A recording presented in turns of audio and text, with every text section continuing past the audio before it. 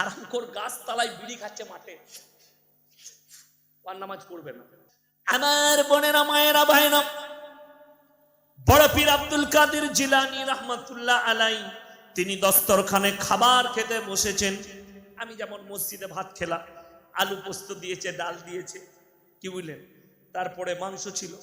আমি যদিও মাংস খাই না, তো ধরলেন মুরগির গোশত দিয়েছিল। তার একজন মুরিদ বলছেন, বড় পীর আব্দুল কাদের জিলানী রাহমাতুল্লাহ আলাইহি দেশি মুরগি দিয়ে ভাত খাচ্ছেন। তার মুরিদ বলছেন, বাবা আপনি কেন জান মেরে খাচ্ছেন? বড় পীর তখন বলছে, বাবা আমি যে মুরগিটা খাচ্ছি, খাওয়ার পরে মুরগিটাকে জীবিত করার ক্ষমতা আমার আছে। কিয়ামতের আলামতের মধ্যে বড় একটা আলামত হচ্ছে নামাজি মসজিদে বেড়ে যাবে। মুসান্নাফ ইবনে আবু শাইবার হাদিস, মসজিদগুলো নামাজিতে ভরে যাবে। রাসূলুল্লাহ সাল্লাল্লাহু আলাইহি সাল্লাম বললেন, হে আমার সাহাবীরা, মসজিদ খালি থাকবে না, নামাজি গাদা হবে, কিন্তু নামাজিগুলো থাকবে সুদখোর নামাজি। বড় বড় অট্টালিকা বাড়ি বানাবে, শপিং মল বানাবে, বাড়ি বানানোর কম্পিটিশন চলবে, কে কত দামি মার্বেল লাগাতে পারে, কিন্তু ইমানদার কেউ থাকবে না। ইমানদার খুঁজে পাওয়া মুশকিল। যেমন মুসলমান কোনো ভালো কাজে আলহামদুলিল্লাহটাও বলা শিখেনি, শুকর আদায় করা শিখে। আপনি কি পেলেন? আমার আগের বক্তা বলছিলেন না যে জলসা করে কি পেলেন? বাস্তব কথা বলছি, ইসলাম শুধু নামাজ, রোজা, তাসবিহ, তেলাওয়াতে দাঁড়িয়ে নেই। যদি মনে করেন এইখান পর্যন্ত ইসলাম, তাহলে আপনার ইসলাম জানা হয় পরিপূর্ণ। মাথা থেকে পা পর্যন্ত একটা জীবন ব্যবস্থার নাম হচ্ছে ইসলাম। আর জীবন ব্যবস্থা, আল্লাহর কসম করে বলছি, পৃথিবীর কোন মানুষকে দেখে নয়, শুধুমাত্র হযরত মুহাম্মদ মুস্তাফা সাল্লাল্লাহু আলাইহি সাল্লামের জীবন বিধানের উপরই মুসলমানকে টিকতে হবে, তার বাইরে নেই। আমি আজ থেকে 12 বছর আগেকার কথা বলছি। এই আমার জলসার জীবন হচ্ছে 17টা বছরের জীবন। আপনারা এটা মনে করেন না যে ইয়াসিন সাহেবকে মোবাইলে দেখছি, আমি কিন্তু আজকের বক্তা নয়। আজকে লোক মোবাইল উঠেছে বলে আমাকে চিনেছে। যখন মোবাইলের রেকর্ডিং ছিল না, তখন আমি ইলম বাজারে জলসা করে গিয়েছি, ভবানীপুরে করেছি, বাইকে করে এসে জলসা করে গিয়েছি, আপনার আমুড়িতে করেছি, পুরন্দরপুরে করেছি বাইকে করে, লাভপুরে বাইকে করে গিয়ে জলসা করেছি, বাসে ট্রেনে করেছি। আজকে মানুষ মোবাইল উঠার পরে চিনেছে। 17 বছর জলসা করছি, আজ জলসার জীবন। আমার ভাই, বড় কষ্টের বিষয় যে আপনি ইসলামটাকে সীমিত রেখেছেন শুধুমাত্র নামাজ রোজার মধ্যে, যে এইখানে ইসলামটা শেষ না। পরিপূর্ণ জীবন ব্যবস্থার মধ্যে, নবীজির জীবন ব্যবস্থার উপরে ইসলাম দাঁড়িয়ে আছে। কেউ যদি মনে করেন ইয়াসিন সাহেব কিভাবে চলছে আমি ওইভাবে চলবো, আগে আপনাকে লক্ষ্য করতে হবে আমার চলাটা রাসূলুল্লাহ সাল্লাল্লাহু আলাইহি সাল্লামের আখলাক মোতাবিক, সুন্নত মোতাবিক কিনা, তবে আপনি আমাকে ফলো করতে পারবেন। যদি আমার চলাফেরা আলাদা হয়, যেমন আমি ইলম বাজারে ঢুকে এলাম, নবগ্রামে রিন্টু ভাইয়ের দোকানে, তা আমি ওখানে বলছিলাম, দুটো কথা বলে এলাম যে যদি সুদ জায়েজ হতো, মৌলবীরা আগে খেত কেন? সব থেকে কম বেতন ইমামের সমাজে, ঠিক বললাম না ভুল বললাম? ইমামের বেতন সব থেকে কম, দুঃখ পাবেন না। টিউশন মাস্টারকে 500 টাকা যদি বলে, কে ইংরেজি টিচার, ছেলেকে ডাক্তার করতে হবে, কোনো অসুবিধা না, আপনাকে 600 দেবো, আমার ছেলেকে ভালো করে পড়া। বাংলা টিচার কেউ দিবে, অঙ্ক কেউ দিবে, কেমিস্ট্রিকে টিচার কেউ দিবে টাকা। কিন্তু মৌলবি যদি বলে কোরআন শিক্ষা দেবো, তো বলবে ইমাম রেখেছি, ফ্রি পড়াতে হবে। ঠিক বললাম না ভুল বললাম? আর আল্লাহর কসম খেয়ে বলছি, পৃথিবীর শ্রেষ্ঠ কিতাব কোরআন মাজিদ, তার উপরে কোনো আদর্শবান কিতাব নেই, তার উপরে কোনো, যে কিতাবের মধ্যে বলা হয়েছে জালিকাল কিতাবুল লা রাইবা ফি, যার মধ্যে বিন্দু মাত্র সন্দেহ নেই, জোরে বলুন সুবহানাল্লাহ। যে কিতাব বলেছে ইহদিনাস সিরাতাল মুস্তাকিম, তোমাদেরকে সোজা পথ দেখাবে এই কোরআন, সেই কোরআন শিক্ষা করলে ইমাম বেতন পায় না, বঞ্চিত। 3000 বেতন ইমামে, 5000 বেতন, 7000 বেতন। কোন ইমামকে দেখেছেন রাস্তায় দাঁড়িয়ে বাজারে লটারির টিকিট কাটতে? কথা বলে না, কাটে না। আপনাদের গ্রাম ভালো, লটারি ফটারি কাটে না কেউ, সব ইমানদার বুঝতেই পাচ্ছে। কিরকম হাসছে দেখো, হ্যাঁ, মালে গোলমাল, কি বুঝলেন, বললেই দোষ। মাদ্রাসায় খানা খাই না, জানেন? আমরা বাপ বেটাই বাড়িতে খাবার খাই, মাদ্রাসায় পড়াই। কেন? একজন এসে আমাকে বলছে, ইয়াসিন ভাই মাসার ছেলেদিকে খাওয়াবো বিরিয়ানি। আমি, দারুণ ভালো জিনিস, খাওয়াবেন। আমি আমার মাদ্রাসার যে মাস্টার আছে হিসেব বাকি করে, তাকে বললাম কত ছেলে আছে বলে দাও। বললে যে কালকে বোর্ডিং এ মোটামুটি 180 থেকে 200 জন হবে, আর গ্রামের ছেলেগুলো চলে যাবে। আলহামদুলিল্লাহ, আমরা ফদ্দ করো। আমি তাকে জিজ্ঞেস করলাম, ভাই কি খুশিতে খাওয়াচ্ছ? বললে কেউ কি বলবেন না, লটারিতে 10 লাখ পড়েছে। আমি তো বা লটারির টাকা তালবিলিমকে মৌলবিদিকে। লটারি যদি হালাল হতো, আমরা মৌলবিরা ফার্স্ট কাতারে লটারির টিকিট কাটতাম, সব থেকে কম বেতন ইমামের। আপনার এটা হুঁশ নেই? সুদ যদি হালাল হতো, জায়েজ হতো, কোরআনে আল্লাহ কত সুন্দর আদেশ দিয়েছে জানেন? ওয়াহাল্লাল্লাহুল বাইয়া ওয়া হাররামার রিবা, আমি ব্যবসাকে হালাল করেছি, সুদকে হারাম করেছি। আপনি ব্যবসা করুন হালাল, ব্যবসা রাসূলের সুন্নাত, নবীজি ব্যবসা করেছে, সাহাবীরা করেছে। আপনি ব্যবসা করে খান, 10 টাকা মাল 12 টাকায় বিক্রি করুন, 13 টাকায় বিক্রি করুন, 3 টাকা লাভ, আল্লাহর কসম হালাল টাকা। সুদের টাকা, হাদিসে নবীজি বর্ণনা করলেন, 1 টাকা যদি কেউ সুদ খায়, নিজের মায়ের সঙ্গে 36 বার জিনা করার সমান পাপ। আপনি হিসেব করুন, যারা সুদ খায় তারা মায়ের সঙ্গে কতবার জিনা করছেন নিজের মায়ের সাথে। আমি কেন বলতে পারছি বুঝতে পারছেন? আমার কিন্তু চাকরি যাবার ভয় নাই। এই বলে দিলে সকালে চাকরি চলে যাবে, যাবে না? যাবে না, শালাকে তাড়িয়ে দিয়ে আর রাখা যাবে না। সুদের বায়ান করেছে, লটারির বায়ান করেছে, ইমামকে তাড়া, ভুলবার কর, বড় কষ্টের বিষয়। কিন্তু আমার চাকরি যাবার ভয় নাই। আর আমি দাউদরে আমি বলিয়ে দিই, কালকে আমি মেদিনীপুরে ছিলাম, বললে হুজুর এখানে সব একটু ফুরফুরা আছে। আমি বললাম আমি কিন্তু কিছু বুঝি না, আমি আমার কথা বলবো, কেউ বাপের বেটা থাকলে স্টেজে যায়, আমি আমার কোরআন হাদিস বলবো। তুমি এসো, সুদকে হালাল করে দিয়ে যাও। তুমি এসে স্টেজে কোরআনের আয়াতটা কেটে দিয়ে যাও, তুমি কাফের হয়ে যাবে। রাসূলের হাদিসকে কেটে দাও, বেঈমান হয়ে যাবে, কাটতে পারবে না। আল্লাহর কসম, তুমি মনকে জিজ্ঞেস করো তুমি পাপী কিনা। গোটা পৃথিবী একদিকে হয়ে যাবে, ওয়ালান তাজিদ লিসুন্নাতিল্লাহি তাবদীলা। কিয়ামত পর্যন্ত আমার বিধানের একটা জের জবরকে পরিবর্তন করতে পারবে। বর্ধমান ইউনিভার্সিটি গোলাপবাগে একটা মেয়ে প্রফেসর, তার নাম তানবীর নাসরিন মনে হয়। আজ থেকে 12 বছর আগে সে প্রফেসর ছিল, ববি কাটছিল।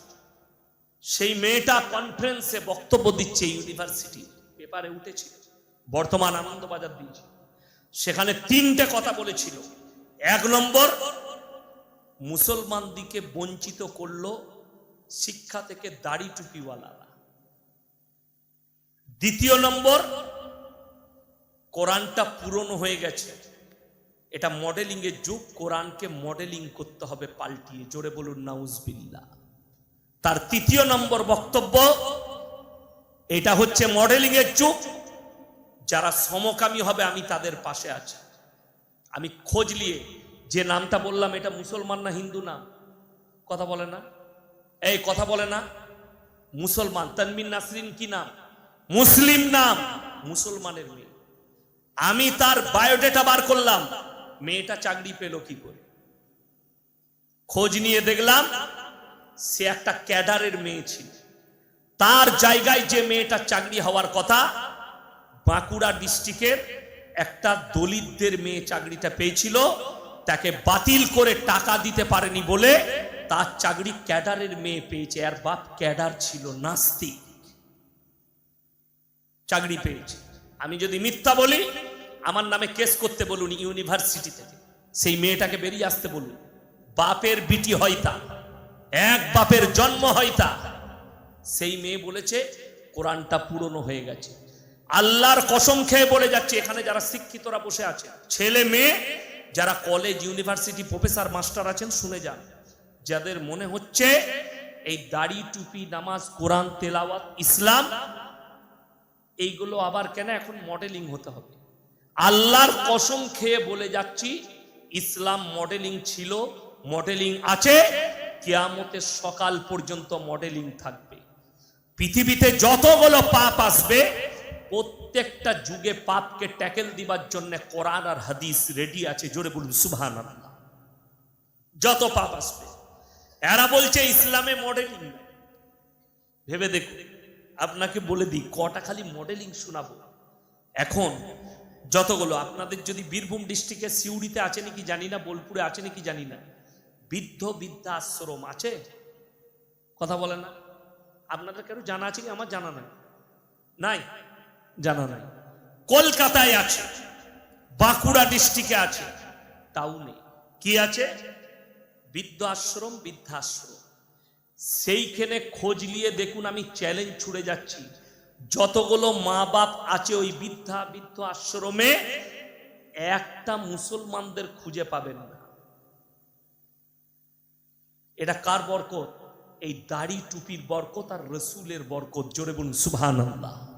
কোরআনের বরকত, রসুলের হাদিসের বরকত, এই উলামাদের বরকত, মাদ্রাসা মসজিদ দাড়ি টুপির বরকতে একটা খুঁজে পাবেন না। কারা আছে? একটা চাষিবাসীর মা পাবেন না। Doctor, master, professor, engineer, high স্কুলের হেডমাস্টার, আইপিএস অফিসার, বড় বাবু, এই অফিসারদের শিক্ষিত লোকদের মা বাবরা কোথায় আছে? কথা বলে না। বৃদ্ধাশ্রমে। কোরআন খুলুন, ওই হারামের আওলাদকে বলো কোরআনটা ভালো করে শোনো। ইম্মা ইয়াবলুগান্না ইনদাকাল কিবার আহাদুহুমা আও কিলাহুমা ফালা তাকুল্লাহুমা উফফিন ওয়ালা তানহারহুমা ওয়া কুল্লাহুমা কাওলান কারীমা। হে আমার নবী, বলো তোমাদের মা বাবা যখন বৃদ্ধকালে বৃদ্ধাক্যে চলে যাবে, তাদের তোমরা এমন ভাবে খিদমত করবে যেমন শিশুতে তোমাদের লালিত পালিত করেছে। জোরে বলুন সুবহানাল্লাহ। এটা কোরআনের আদেশ। আর আপনি জিজ্ঞেস করুন তারা মা বাপকে, আজ থেকে 10 বছর আগেকার খবর, পেপারের হেডলাইন, কলকাতার একজন হাই স্কুলের হেডমাস্টার নিজের বৃদ্ধা মাকে ধর্মতলায় নামিয়ে পালিয়ে গিয়েছে, গাছতলায়। তুমি বসো আমি আসছি, আর আসে না। রাতের বেলায় যে ছেলেটা রুটি খাইছিল, রুটি আর তরকারি হাতে করে খাইছিল, সেই ছেলেটা ধর্মতলা বাস স্ট্যান্ডে ভিক্ষা করে। দাদা 5 টাকা দেন খাবো, দাদা 2 টাকা দেন খাবো। তার মা বাপকে সে জানে না, তাকে রাস্তায় ফেলে দিয়ে গেছে, মানুষ হয়েছে ওই গাছতলায়। সেই ছেলেটা তাকে রুটি তরকারি খাইয়েছে। আপনি মাস্টারটাকে মূর্খ বলবেন না, সেই ছেলেটা আপনার ইচ্ছা। আর কোরআন বলছে বালহুম আদাল, এরা চতুষ্পর জন্তুর থেকেও খারাপ। আমি বলে যাচ্ছি আজকে, শুনে যান। ডাক্তার হোক, মাস্টার হোক, উকিল হোক, ব্যারিস্টার হোক, ইঞ্জিনিয়ার হোক, নেতা হোক, মন্ত্রী হোক, এমএলএ হোক, এমপি হোক, রাজা হোক, বাদশাহ হোক, আল্লাহর কসম খেয়ে বলছি, তার মধ্যে যদি দিন না থাকে আমার আল্লাহর কাছে কোনো মূল্য নাই, এতটুকু মূল্য পাবে না। জানোয়ার সেই লোকটা আমার আল্লাহর কাছে চতুষ্পর জন্তুর মতো। যদি তার কাছে দিন না থাকে, নামাজ, রোজা, দিনদারি, কালমা, হজ, যাকাত, পরেশকারী তাকওয়া যদি না থাকে, আল্লাহকে যদি ভুলে যায়, রাসূলের আখলাক থেকে সরে যায়, আল্লাহর কাছে কোনো মূল্য নেই। যত বড়ই পদওয়ালা হোক, যেই হোক, আল্লাহর কাছে মূল্য পাবে না। এটা আমি মুসলমানদের জন্য বলছি। আমার ভাই, আপনি কি মনে করেছেন মুসলমান ঘরে জন্ম নিয়েছি, গরুর মাংস খায়, বাস ইলেমবাজার হাট থেকে দুটো করে গরু নিয়ে আয়, জবাই করার খা, আমি মুসলমান। নামাজ দরকার নাই, লটারি চলবে, সুদ চলবে, ব্যভিচার চলবে, পরকিয়া চলবে। আপনি সব হালাল করেছেন। বেঈমান কাফেররা জাল ফেলিয়েছে আপনার কাছে, তারা কামিয়াবি লাভ করেছে। আমি এটা বীরভূম ডিস্ট্রিক্টে বসে আছি, বুক ফুলিয়ে বলে যাচ্ছি, যারা জানে, বিশেষ করে যারা কলেজ ইউনিভার্সিটির স্টুডেন্ট আছো, তারা শোনো। বোলপুর শান্তিনিকেতনের পাশে আছে, ওইটার নাম হচ্ছে প্রান্তিক, আছে না নাই? প্রান্তিকে সব বড় লোকদের ফ্ল্যাট। আমি মালদা গেলে প্রান্তিকের ওপর দিয়ে যাই, আহমদপুর সাঁইতিয়া হয়ে। গোটা বীরভূম ডিস্ট্রিক্ট আমার বর্ধমান থেকেও আসে, বর্ধমান থেকে, হাওড়া থেকে, কলকাতা থেকে, দুর্গাপুর থেকে হোলি খেলতে আসে প্রান্তিকে। প্রচুর স্টুডেন্ট জড়ো হয়। সেইখানে 20% থেকে 30% মুসলিম ছেলে মেয়ে থাকে। এটা যদি কেউ ভুল প্রমাণ করাতে পারে, আমি তার কানে ধরে আগামী বছর, এই বছরের হোলির দিনে তোমাকে নিয়ে গিয়ে দেখিয়ে দেবো কতগুলো মুসলমান যুবক আছে, কতগুলো মুসলমান যুবতী আছে। আপনি কি মনে করছেন তাদের এই পাপগুলো শুধু তারা পাপী, তার পরিবার, মা বাপ পাপী? মাকে বলে যাচ্ছে আজকে হোলি আছে, আমার বন্ধু বান্ধব আসবে, বেরিয়ে চলে গেল মেয়ে। সেই মেয়েটা যে জিনা করবে, সেই জিনার পাপের দায়ে বাপ মা সকলকে জাহান্নামে প্রবেশ করতে হবে, লেখে নিয়েছে। আপনি রুখতে পারেন না। মা আয়েশা সিদ্দিকা রাদিয়াল্লাহু তাআলা আনহা, ফাতেমাতুজ জাহরা রাদিয়াল্লাহু তাআলা আনহা, আখলাক আর চরিত্রগুলো খুলে দেখুন। ইসলাম কি দিয়েছে, আপনি কি নিয়েছেন? একটাও মৌলবি বলে নাই স্কুলে পড়া যাবে না, কলেজে যাওয়া যাবে না, ইউনিভার্সিটিতে যাওয়া যাবে না।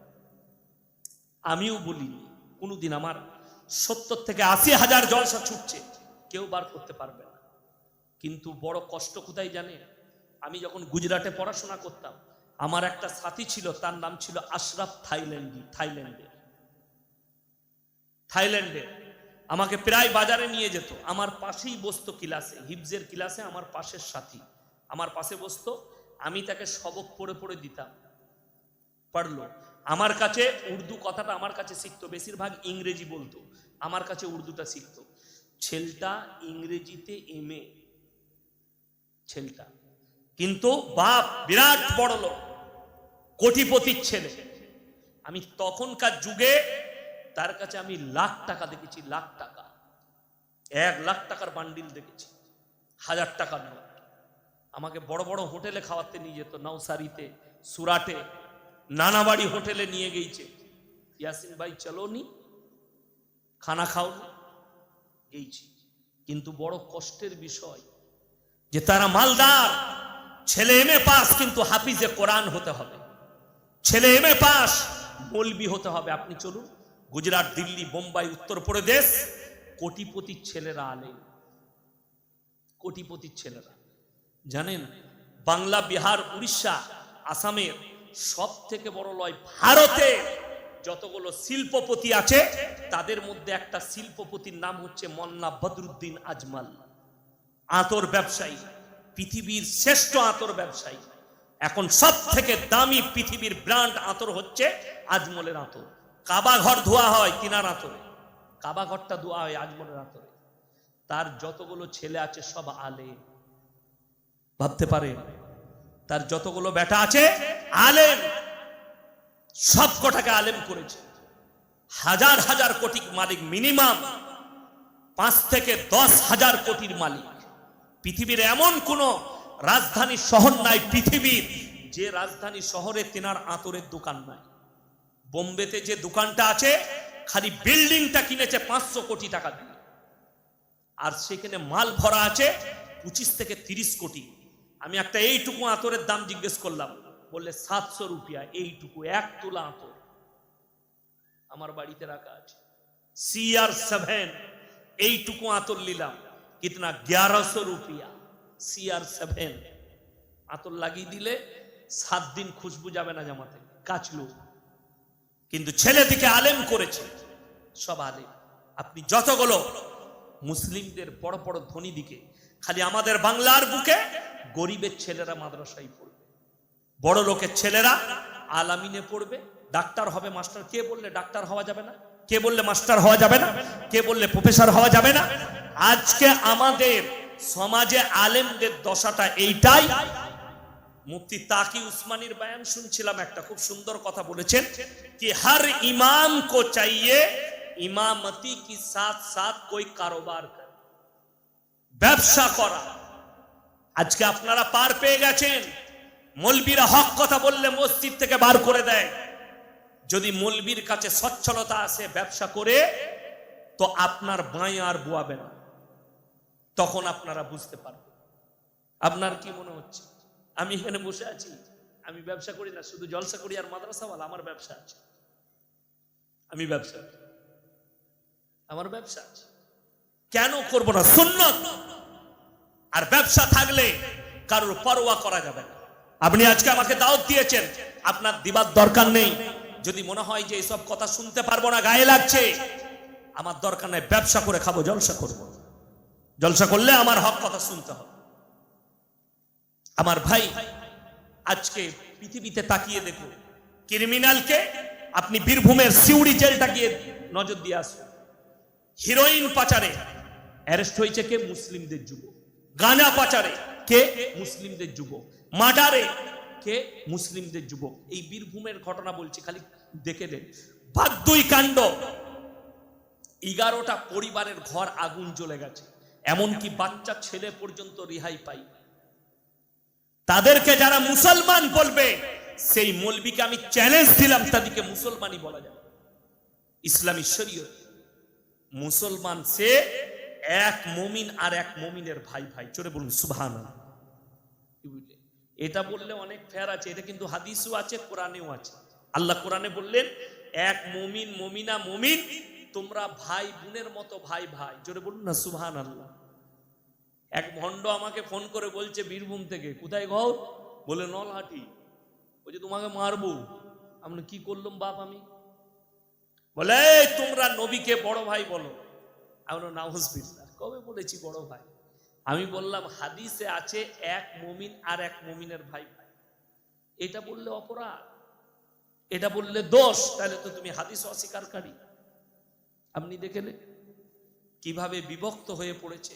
আর আল্লাহর রসুলের হাদিস আছে, আখরি জামানায় একদল আলেম বের হবে, একদল হুজুর বের হবে, যাদের দ্বারা ইসলাম বিকৃত হবে, তারাই হবে জাহান্নামের খোরাক।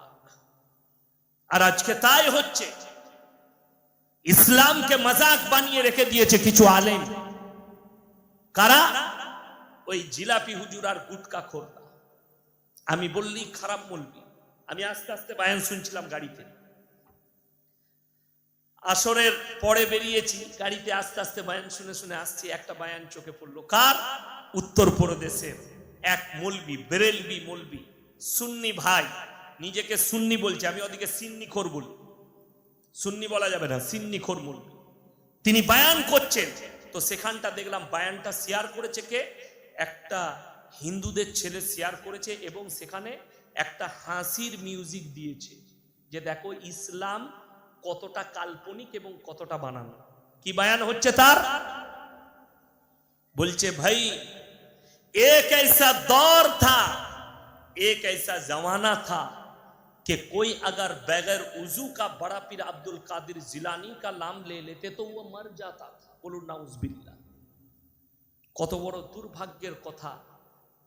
আমি তাদেরকে জিজ্ঞেস করতে চাই, আমার ভাই, আপনারা ইমানদারির সঙ্গে বেরেনে বলুন তো, রসুলের মর্যাদা বেশি না বড় পীরের মর্যাদা বেশি?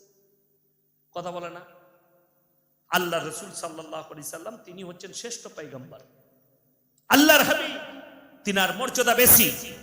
আমি গোটা বীরভূম ডিস্ট্রিক্টের নয়, ভারতের যতগুলো মৌলবি আছে চ্যালেঞ্জ ছুড়ে গেলাম, কেউ যদি একটা হাদিস দেখাতে পারে, একটা জাল হাদিস দেখাতে পারে, যায়ীফ দেখাতে পারে যে আল্লাহর রাসূল সাল্লাল্লাহু আলাইহি সাল্লাম তিনার নাম বিনা উজুতে নেওয়ার কারণে মানুষ মারা গেছে, এরকম একটাও হাদিস নেই।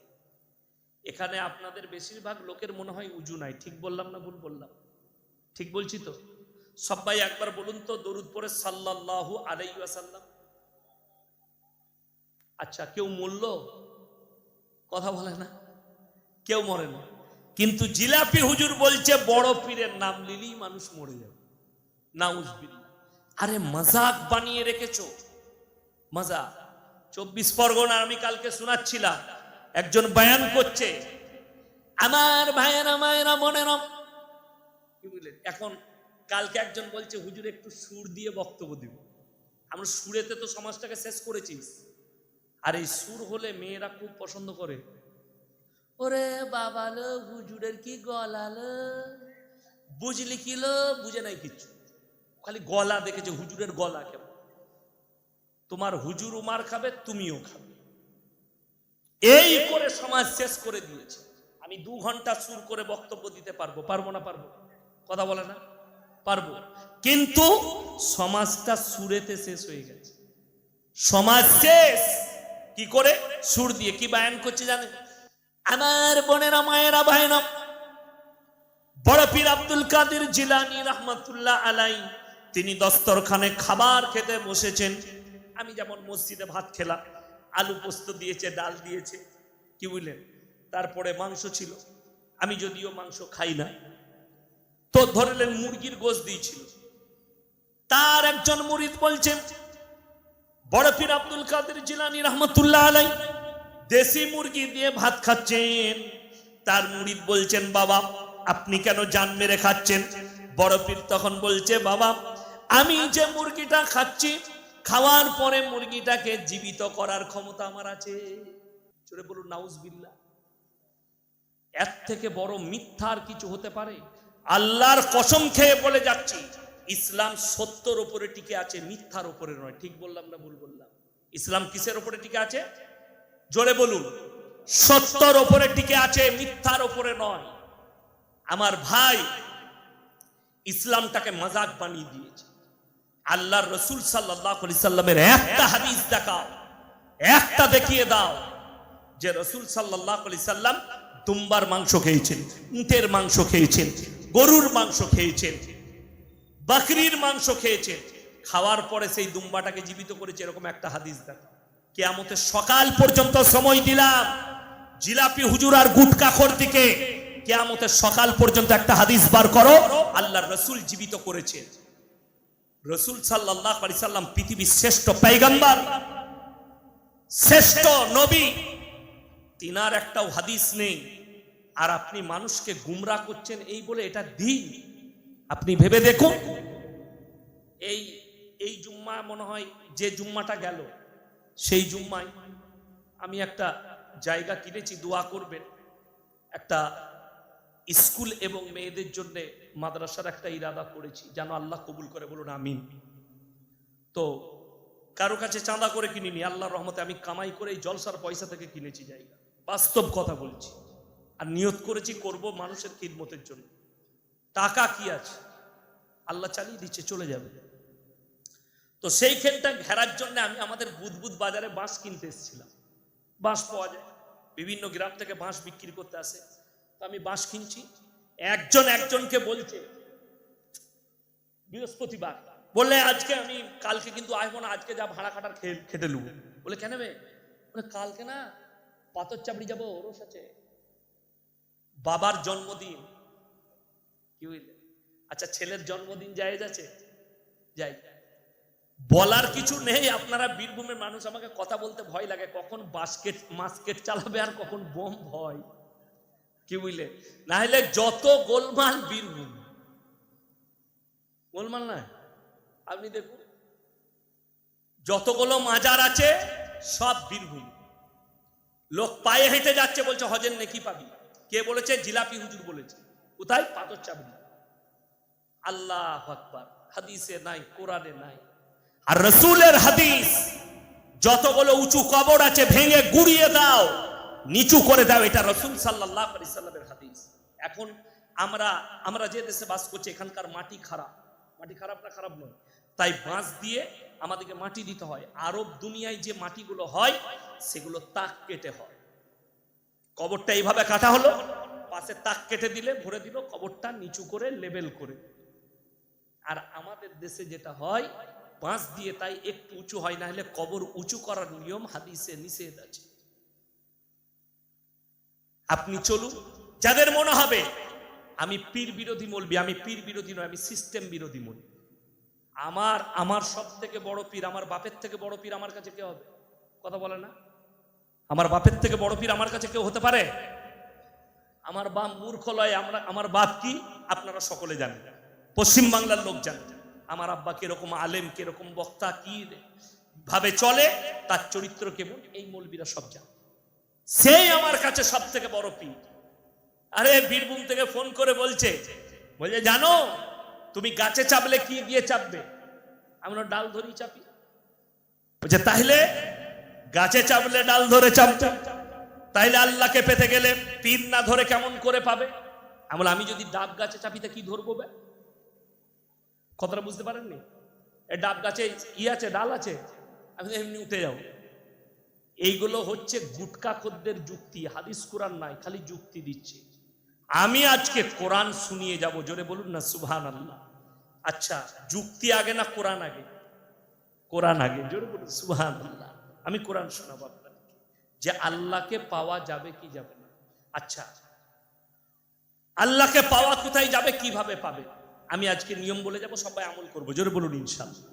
হ্যাঁ, যারা বলছে, কেউ বলছে সিঁড়িতে ছাদে চাপতে গেলে, এই যে দুতলা বাড়ি দেখতে পাচ্ছি, তো দুতলায় চাপতে গেলে সিঁড়ি আছে না? আছে, সিঁড়িতে চাপতে হবে। কিন্তু তিনতলা বাড়ি, আমি হাওড়ায় যে হাজি সাহেবের বাড়িতে যায়, হাজি শাহানুর উস্তাকা, আমাকে বেটা করে, তার বাড়িতে লিফট আছে। দীঘায় হোটেল আছে, হপ কটেজ, 4 স্টার হোটেল, রাজা হলিডে ইন। আমি যখন যাই হবে থাকি, না হলে রাজা হলিডে ইনে থাকি। আমি দীঘার আশেপাশে জলসা করতে গেলে হাই সাহেবের হোটেলে থাকি। হাই সাহেব ফোনে বলেন স্পেশাল রুম, তো সেখানে লিফট আছে। ঢুকি সুইচ টিপে দিলেন, কতলায়? 5 তলায়, সু করে চলে। তো যে ঘরে আমি যদি লিফটে চাপি তাহলে তো আমাকে সিঁড়ির দরকার পড়বে না। কথাটা বুঝতে পেরেছেন না পারেননি? আমি লিফটে চাপবো, তুই বলছিস সিঁড়িতে চাপতে হলে, যেমন দুতলায় চাপতে হলে সিঁড়ি প্রয়োজন, আল্লাহকে পেতে গেলে পীরের প্রয়োজন। তোর যদি পীরটা সিঁড়ি হয়, আমার কাছে আছে লিফট, ডাইরেক্ট যাবো আল্লাহর কাছে, জোরে বলুন সুবহানাল্লাহ। যদি বলেন লিফটটা কি, তো জিলাপি হুজুর ভালো করে শোনো, গুটকা খোররা, তোমরা যে মানুষকে গুমরা করছো শুনে যাও। আমার বয়ান যারা অনলাইনে শুনে, তোমরা যত গালি দিবে দাও। আমার বাপের মিশন ছিল, আমার আব্বার কবার জানাজা হয়েছে জানে? 7 থেকে 8 বার হয়ে গেছে, কিন্তু এখনো বেঁচে আছে। কথাটা বুঝতে পারেননি? কবার বললাম? 7 থেকে 8 বার, কিন্তু বেঁচে আছে, মরেননি। কারা করেছে? এই জিলাপি হুজুরা বলেছে শওকত সাহেব মারা গেছে। কতবার আমার কাছে ফোন এসছে, আমি মুর্শিদাবাদ থেকে জলসা করে এসেছি, শওকত সাহেব অ্যাক্সিডেন্ট করেছে, মারা গেছে, স্পট ডেড। আমি জানি হাওড়ায় জলসায় গেছি। আর আমার আব্বাজির কাছে ফোন করছে, ইয়াসিন সাহেব মুর্শিদাবাদ থেকে আস্তে আস্তে অ্যাক্সিডেন্ট হয়ে মারা গেছে। তো আমি আমার আব্বাজিকে ফোন লাগিয়েছি, আব্বাজি আমাকে লাগাচ্ছে। ফোন ঢুকলো, আমি বললাম কোথায় আছে? বললে আমি পালসিট পার করছি। আমাকে বললে তুমি কোথায়? আমি বললাম এখন আমি বাঁসাপাড়া পার করছি।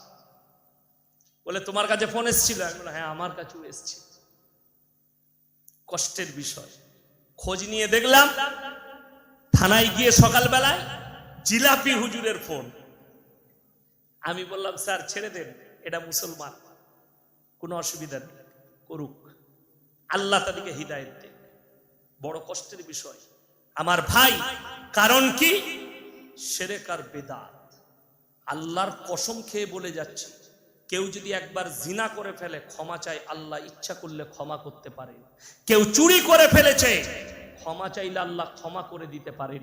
সুদ খেয়েছে ভুলবশত, ক্ষমা চাইলে আল্লাহ ক্ষমা করে দিবেন। কিন্তু কেউ যদি জেনে বুঝে শিরক করে, শিরকের গুনাহ আমার আল্লাহ মাফ করবেন না। এটা হৃদয়ে গেঁথে নেন আমার কথাটা। কবে মরে যাব জানি না, লকিরের মতো আমার কথাগুলো ভাসবে। কোরআন খুলে আপনাদের ইলামবাজার বাস স্ট্যান্ডে কোনোদিন দেখেছেন কোনো ছেলে কোনো মেয়েকে প্রেম করলে কি বলে? তুই ইলামবাজার বাস স্ট্যান্ডে আসবি, সবার সামনে তোকে আমি আই লাভ ইউ বলবো, এরকম কেউ বলে? ছেলে মেয়েরা ভালোবাসা কোথায় প্রকাশ করে? প্রেম করলে যখন সবাই ঘুমিয়ে যায় বাড়িতে, প্রেমিক প্রেমিকের ঘরে, প্রেমিকা প্রেমিকার ঘরে, রাত 12টার পরে, হ্যালো তোমার না পেলে আমি কিন্তু মরে যাবো, এই যে কান্নাটা, এটাই কিন্তু অরিজিনাল প্রেম। কথাটা বুঝতে পারেননি? এই প্রেমটা কি অরিজিনাল প্রেম। কোরআন খুলুন 21 পারা, কত পারা বললাম মনে রাখবেন, কত পারা? 21 পারা, সূরা সিজদা। আমার আল্লাহ কোরআনে বললেন, তাতাজাফা জুনুবুহুম আনিল মাদাজি ইয়াদউনা রাব্বাহুম খাউফান ওয়া তামা। হে আমার বিশ্বনবী বলো, যখন পৃথিবীর সবাই নিদ্রায় চলে যাবে, যারা আমার সঙ্গে সম্পর্ক করতে চায় তারা তখন নামাজের পাটিতে তাহাজ্জুদে দাঁড়িয়ে যাবে আর আমার কাছে কান্নাকাটি করবে নিরালাই, তখন ডাইরেক্ট আমার আল্লাহর সঙ্গে সম্পর্ক হবে। জোরে বলুন সুবহানাল্লাহ। আর ই বলছে পিন না ধরলে আল্লাহকে পাওয়া যাবে। আরে পিন, আপনি আমার গাড়িতে চাপুন, আমি যদি মিথ্যা বলে থাকি, বীরভূমে তো যা ভণ্ড আছে আছে, আমার গলসি থানায় আমার মাদ্রাসায় চলুন, আমি গাড়ি ভাড়া করে কাল সকালে পাঠিয়ে দেবো। কালকে আমার অনেক দূরে জলসা ডোমকলে, আপনাকে পাঠিয়ে দেবো, আপনাকে কেউ ছুতে পারবে না এমন লোক দেবো, সে মাজারের সামনে নিয়ে যাবে। এক ওয়াক্তের নামাজ পড়ে না, মাজারে বসে তাবিজ লিখছে, মুখে দাড়ি তো নাই নাই, জীবনে জুম্মাটা পর্যন্ত পড়ে না, বসে তাবিজ লিখছে, মানুষ তাদের কাছে ছুটছে। হ্যাঁ, বীরভূমেতেও মাল আছে, আমি নাম করব না, তারা গাল দিবে। ফেসবুকে এসে একজন গাল দিচ্ছে বীরভূমের, ওই মোহাম্মদ বাজারের কাছে বাড়ি, কি বুঝলেন? সে মলবি ফলবি লয়, মলবি সেজেছে, সেগুলো হচ্ছে কি গাইমুখো হেলে। গাইমুখো হেলে জানে? ঘোষ একটা ভোরের বেলায় গাই দুয়াতে ঢুকেছে, বলেছে আমার কালো গাইটা আছে, সে গাই মনে করে এড়ে গরুটাকে দুয়াতে গেছে আর মেরেছে। তখন দেখছে শালা এটা এড়ে গরুবে, গায়ের মতন মুখটা, ওই মাল কটা ওই রকম, মাদ্রাসার মুখ দেখেনি, তাবিজ লিখছে। ওই মোহাম্মদ বাজারের পাশে একটা গ্রামে বাড়ি, সে দেখছি ফেসবুকে আমাকে গাল দিয়েছে, আরে ইয়াসিন সবাইকে হারাম কর বলে, এই বলে, হারাম কাজ করছিস কেন? লোকের মালকে আত্মসাৎ করছিস কেন? তার ভিডিও দেখলাম, মেয়ের গায়ে হাত দিয়ে জেন ছাড়াচ্ছে, হারামের ওপরে হারাম। এরকম লোকগুলোকে জুতো করে পিটিয়ে মারতে হবে, ইসলামের কলঙ্ক, জিনা করার পাপ হবে। আর এর কাছে মানুষ ছুটছে। আরে বুদ্ধি নেই, আমাদের বেতন 5,000 10,000, আর যে হাটেতে প্রতি হাটে 1 লাখ টাকা ইনকাম করে, সে তাবিজ নিতে আসছে আমাদের কাছে, হুজুর বরকতের তাবিজ দেন। বরকত তো আমাদের আগে দরকার। তোর মাসে 1 লাখ টাকাই, দিনে 1 লাখ টাকা ইনকাম, সপ্তাহে মাসে 4 লাখ ইনকাম করিস, আর মাসে 5,000 আমার, তাহলে বরকতের তাবিজটা কাকে লাগবে আগে? ইমামকে লাগবে না? যে মৌলবীর কাছে দিচ্ছিস তাকে জিজ্ঞেস কর। অবস্থা এত খারাপ সমাজের। আপনি যান বোলপুর স্টেশনের বাইরে দেখবেন চট বিছিয়ে বসে আছে, ছিঁড়া চট, অ্যাটার্জি, সকালবেলায় দেশি সরষের তেল লাগিয়ে মাথাটাকে আঁচুড়ে চলেইছে, সাবানও পাই নাই, হারামখোর মাখা। পয়সা থাকলে তো সাবান মাখবে, ওটাও নাই, দিয়ে বসেছে অ্যাটার্জিটা খুলে। চাকরিজীবী, কোথায়? বর্ধমানে চাকরি করে, নাইলে সাঁইথিয়ায় করে, নাইলে রামপুর হাটে ট্রেন ধরবে। বাবা আমার হাতটা দেখুন তো, বিরাট গোলমাল তো। তোমার ভাগ্য খারাপ যাচ্ছে, তোমার ছেলে হয়নি, তোমার মনে হচ্ছে প্রমোশন হয়নি, কি করতে হবে বা? এই দেখো, এই আংটির, এই পাথরের আংটি পরলে তোমার ভাগ্যটা ফিরে যাবে। কিন্তু আমার দুঃখটা কোথায় জানেন? যে নিচ্ছে সে 50,000 বেতন পায়, যে দিচ্ছে একটা পাথর বিক্রি হলে, ওই বোলপুরের বাইরে দেখবেন রুটি আর তরকা বিক্রি করে 20 টাকায়, 2টো রুটি না 3টে রুটি আর তরকা, ওইটা খেতে পাবে, নাহলে পাবে না। একটা আংটির পাথর বিক্রি করলে যে নিচ্ছে সে 50,000, যে দিচ্ছে ছিঁড়া চটে বসে আছে, একবারও বলতে পারছে না এই ভাগ্যর আংটির পাথরটা তু পড়লে কাল থেকে মমতা খালার পাশে থাকবি। কথাটা বুঝতে পারেন না? ভাগ্য টাকার দরকার, যে ছিঁড়া চটে বসে আছে না যে 50,000 পাইতা, তাহলে যে লিখছে তার দুর্ভাগ্য না যে দিচ্ছে তার দুর্ভাগ্য, ভেবে দেখুন আপনার। এইটা বুঝাতে চাইছি। বড় কষ্ট লাগে যদি বলছেন যে হুজুর ছেলের রোগ হলে কি করব, হাদিসে আছে সমস্ত রোগের শিফা হচ্ছে সূরা ফাতিহা। জোরে বলুন সুবহানাল্লাহ। আরে আপনি নামাজি, আপনার বিবি নামাজি, 11 বার সূরা ফাতিহা পরে পানিতে দম করে ফুঁক দিয়ে খাইয়ে দেন, আল্লাহ চাইলে শিফা দিবে, শিরক হবে।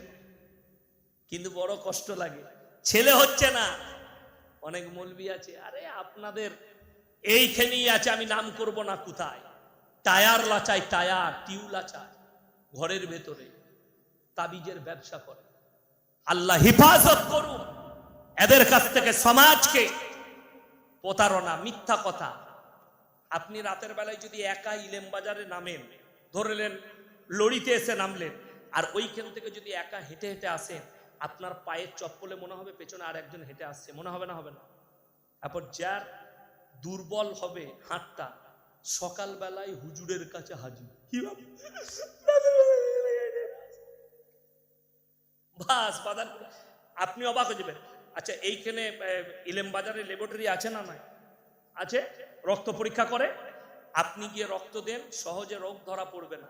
কিন্তু কিছু ভণ্ড আছে, জামা মেপে রোগ বলে দিচ্ছে।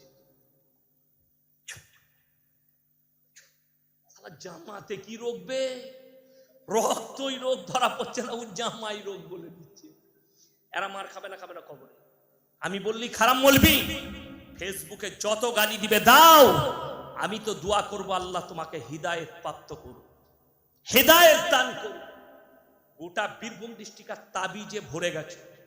আমি নাম করব না, নানুর থানা না হলে বাসাপাড়া, না হলে কিন্নিহার হবে, তার নাম লুব না।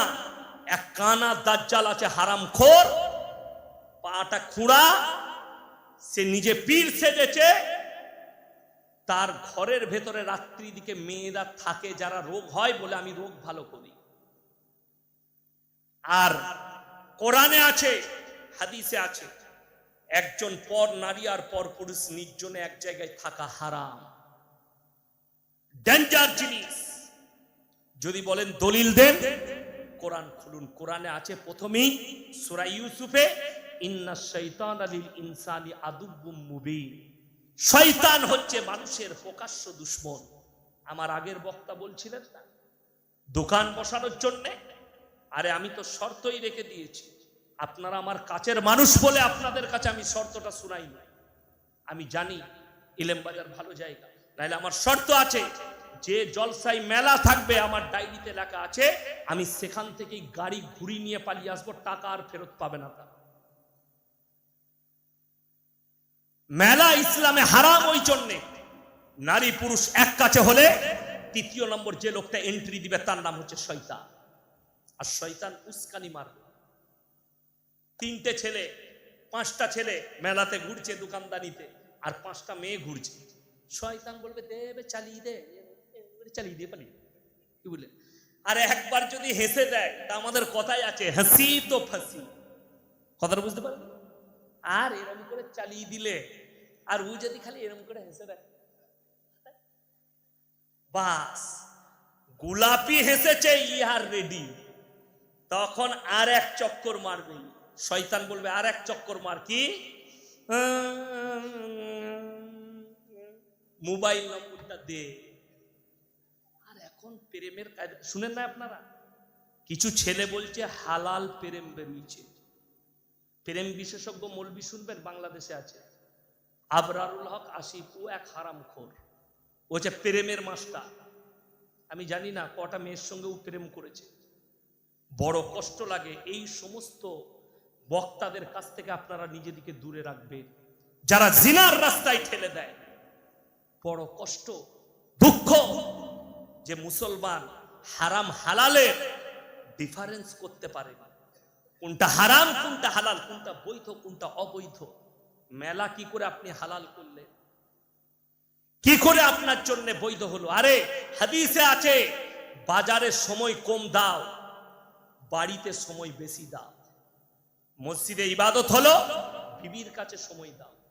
ফজরের নামাজ হলো, আরে আমাদের প্রত্যেকটা গ্রামে, পশ্চিম বাংলায় যত গ্রাম আছে দেখবেন প্রত্যেকটা গ্রামে মসজিদের বাইরে একটা করে চায়ের দোকান থাকে। ঠিক বললাম না ভুল বললাম? যেগুলো ফজরের পরে খুলে, নামাজটি পড়ে কিছু মুসল্লির কাজ হচ্ছে চায়ের দোকানে দে চা দে, বহিল অমুকের বিটি বেরিয়ে পালিয়ে গেছে, ইমাম সাহেব ভালো নয়। গোটা গ্রামের এখন চগলখড়ি গুলো ওরা করে, গিবত গুলো এখানে বসে বসে হয়। ঠিক বললাম না ভুল বললাম? রাগ করেন না, যারা করেন তারা হেফাজত হন।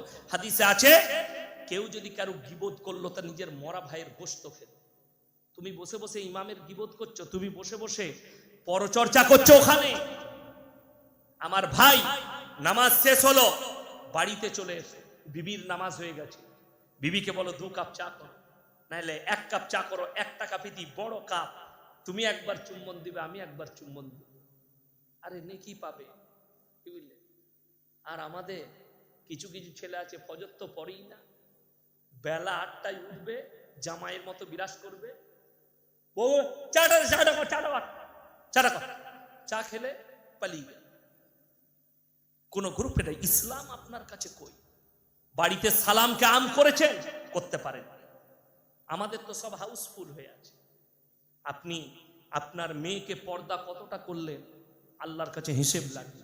অথচ কোরআনে স্পষ্ট আছে, ওয়াদরিব খুমুরিহিন্না আলা জুনুবিহিন, হে নারী পর্দা নির্ধারিত করো, তোমরা কোনোদিন ধর্ষিতা হবে না, লাঞ্ছিত হবে না। এটা কোরআন। রাসূল আকরাম সাল্লাল্লাহু আলাইহি সাল্লাম শুনেলেন, হিজবুত তাওহীদ বলে বাংলাদেশে এক হারাম করে দল বের হয়েছে। আল্লাহ রাসূলের হাদিস, কিয়ামতের পূর্বে আমার উম্মতরা 73টা দলে বিভক্ত হয়ে পড়বে। এখনো অনেক বাকি আছে। আপনি অবাক হয়ে যাবেন, এমন এমন দল বেরিয়ে আসবে এবং তাদের দলে দেখবেন বাংলাদেশে আর একটা দল বেরিয়েছে, যে বলছে যে কে বললো নামাজ পড়তে হবে, কোরআনে লেখা আছে। আর বললে আমার যতগুলো মুরিদ হবে তাদের জান আমার বাগদাদ বাবা বড় পীর করবে। নাউজুবিল্লাহ বলে। আল্লাহ তাআলা দায়িত্ব দিয়েছেন, আল্লাহ রাসূলের জান কবজ করার জন্য আল্লাহ নিযুক্ত করেছেন ওই ফেরেশতাকে, হযরতে আজরাইল, যিনাকে দায়িত্ব দিয়েছেন। দায়িত্বশীল প্রত্যেকটা ফেরেশতাকে আল্লাহ দায়িত্ব দিয়েছেন। আর এদের আকীদা হচ্ছে যে আমাদের মুরিদ যারা হবে তাদের জান কবজ করবে কে? বড় পীর আব্দুল কাদের জিলানী। নাউজুবিল্লাহ। এই যুগে যদি আব্দুল কাদের জিলানী রহমতুল্লাহ আলাইহি বেঁচে থাকতেন, এদিকে কাফের ফতোয়া দিত। এই যুগে খাজা মঈনুদ্দিন চিশতি রহমতুল্লাহ আলাইহি বেঁচে থাকলে এই জিলাপি হুজুর গুলোকে কাফের ফতোয়া দিত। আমি তো চ্যালেঞ্জ দিয়েছি, আজকে আবার আমি বীরভূম ডিস্ট্রিক্টের ইলেম বাজারে বলে যাচ্ছি, যতগুলো মৌলবি আছে কেউ যদি বার করে দেখাতে পারে যে খাজা বাবা লিখে গেছে আমি মরে যাওয়ার পরে আমার মাজার তৈরি করবি, আমার মাজারে চাদর চড়াবি, আমার মাজারে ভালো মন্দ চাইবি, আমার মাজারে সিজদা দিবি, আমার মাজারে সিন্নি দিবি, আমি জীবনে আর সমাজের বুকে বক্তব্য দেব না যদি একবার দেখাতে পারে একটা খাজা বাবার লেখা। তিনি যদি বেঁচে থাকতেন এদিকে কাফের ফতোয়া দিত। কাফের। এখানে হাজী সাহেব কে আছেন? হাত তুলে। কে আছেন হাজী সাহেব? হজ করতে গেছেন, উমরা করতে গেছেন, হাত তুলে। যদি না থাকেন আপনার ইলেম বাজার তালায় খুঁজে নেবেন কে আছে, আর তাকে জিজ্ঞেস করুন। মক্কা থেকে মদিনা 470 কিলোমিটার রাস্তা, একটা মাজার পাবেন। আমার বাড়ি থেকে আপনার এখানে 50-60 কিলোমিটার রাস্তা হবে, 50-60 হাজারের বেশি মাজার আছে। আপনি অবাক হবেন মক্কা মদিনায় কারা শুয়ে আছে? আপনার আমার মতো লেলা খাপা শুয়ে আছে, জেসে শুয়ে আছে। আরে বয়ান, আরে তোমরা ফতোয়া দাও। উত্তর প্রদেশের একজন জিলাপি হুজুর বয়ান করছে, বড় পীর আব্দুল কাদের জিলানী রহমতুল্লাহ আলাইহির মাজারে যে কুকুরটা থাকতো, পৃথিবীর সমস্ত পীরের থেকে আফজল হচ্ছে ওই কুকুরটা। তোমরা গুটকা খোররা ভাবো যে যতগুলো পীর আছে তারা ওই বড় পীর আব্দুল কাদের জিলানীর মাজারের কুকুরের থেকেও খারাপ বলেছে। কে বলেছে? ওটা আমাদের কোনো মৌলবি নয়, তোমাদের বেদবি মৌলবিরা বলছে, গুটকাখোররা বলছে। তোমরা আমাদেরকে গালি দাও, তাকে কি বলবে বলো? কষ্টটা ওই জায়গায়। নামাজ নিয়ে বায়ান নাই, রোজা নিয়ে বায়ান নাই, খালি গল্প। কার গল্প? বড় পীরের গল্প, দাদার গল্প, অমুকের গল্প, দাদির গল্প। এই করে জলসা শেষ, এই করে সমাজ শেষ। নামাজের দাওয়াত দিতে পারলে না, রোজা হারামে হালালে। আমাকে সেদিনে একজন শোনাচ্ছি, হাওড়া জেলায়, বলছে হুজুর আমি জলসা করতে গেছি, আমার গ্রামে একটু তর্ক হলো। কি নিয়ে বাবা? বলে ইমামের সাথে। কেন? বলছে ইমাম সাহেব দোকানে বসে গুটকা খাচ্ছিল, তারপরে আবার একটা সিগারেট ধরালো।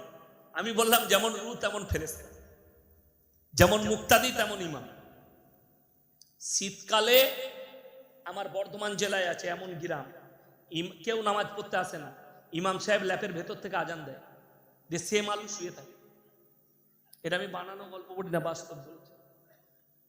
তার মুখ থেকে শুনে বলছি, সেই ইমাম নিজে বলেছে কেউ আসে না, আমি কি করবো হুজুর, আমি ভেতরে চালিয়ে দিই, সেও শুয়ে থাকে। এটাই তো কষ্টের। ইসলাম কোথায় বিকৃত হচ্ছে খালি দেখে নেই। যারা মনে করছেন আমি মৌলবীদের বিরুদ্ধে বলছি, না, কোরআন খুলেন সূরা বাকারা, ইন্নাল্লাযীনা ইয়াকতুমুনা মা আনজালাল্লাহু মিনাল কিতাব ওয়া ইয়াশতারুনা বিহি সামানান কালীলা উলাইকা মা ইয়াকুলুনা ফি বুতুনিহিম ইল্লান নার। হে আমার নবী, ওই সমস্ত হুজুররা পাকড়াও হবে, মৌলবীরা, যারা নিজেদের পেট চালাবার জন্য আমার কোরআনের আয়াতকে লুকিয়ে দেয়। তারা নিজেদের পেটেতে আগুন ছাড়া আর কিছুই ভরে না, তারা কিয়ামতের দিনে পাকড়াও হয়ে যাবে। আমার ভাই, ওই জন্য অনুরোধ করে যাচ্ছি, প্রত্যেকটা ভাইকে হাত তুলে বলুন নামাজি হব, জোরে বলুন ইনশাআল্লাহ। শিরক থেকে নিজেকে বাঁচাবো, সকলে জোরে বলুন ইনশাআল্লাহ। হারাম কাজ থেকে নিজেকে হেফাজত করুন, অ্যাভয়েড করুন। প্রত্যেকটা বাচ্চাকে মক্তবে পাঠান, দ্বীনি শিক্ষা দেন। তা না হলে ভারতে যতগুলো ইসলামের দুশ্মন পয়দা হয়েছে, একটা অমুসলিম ঘরে নয়, সব মুসলমান ঘরে। তসলিমা নাসরিন মুসলিম, আসাদ নূর মুসলিম, নাজিয়া ইলাহি খান মুসলিম, ওয়াসিম রিজভী মুসলিম, জাস্টিস ইনায়েতুল্লাহ মুসলিম। যতগুলো বেঈমান কাফের ইসলামের বড় বড় দুশ্মন, সব মুসলমান ঘরে জন্ম নিয়েছে। এরা কিন্তু কেউ অশিক্ষিত নয়, সব শিক্ষিত। দোষ কি? এর মা বাবা শিক্ষার সাথে সাথে দ্বীনি শিক্ষাটা দেয়। ওই জন্য শুধু এরা একা জাহান্নামে যাবে না, এদিকে ঠিক আদর্শ না দেওয়ার কারণে এর মা বাবারাও সেদিনে জাহান্নামে প্রবেশ করে।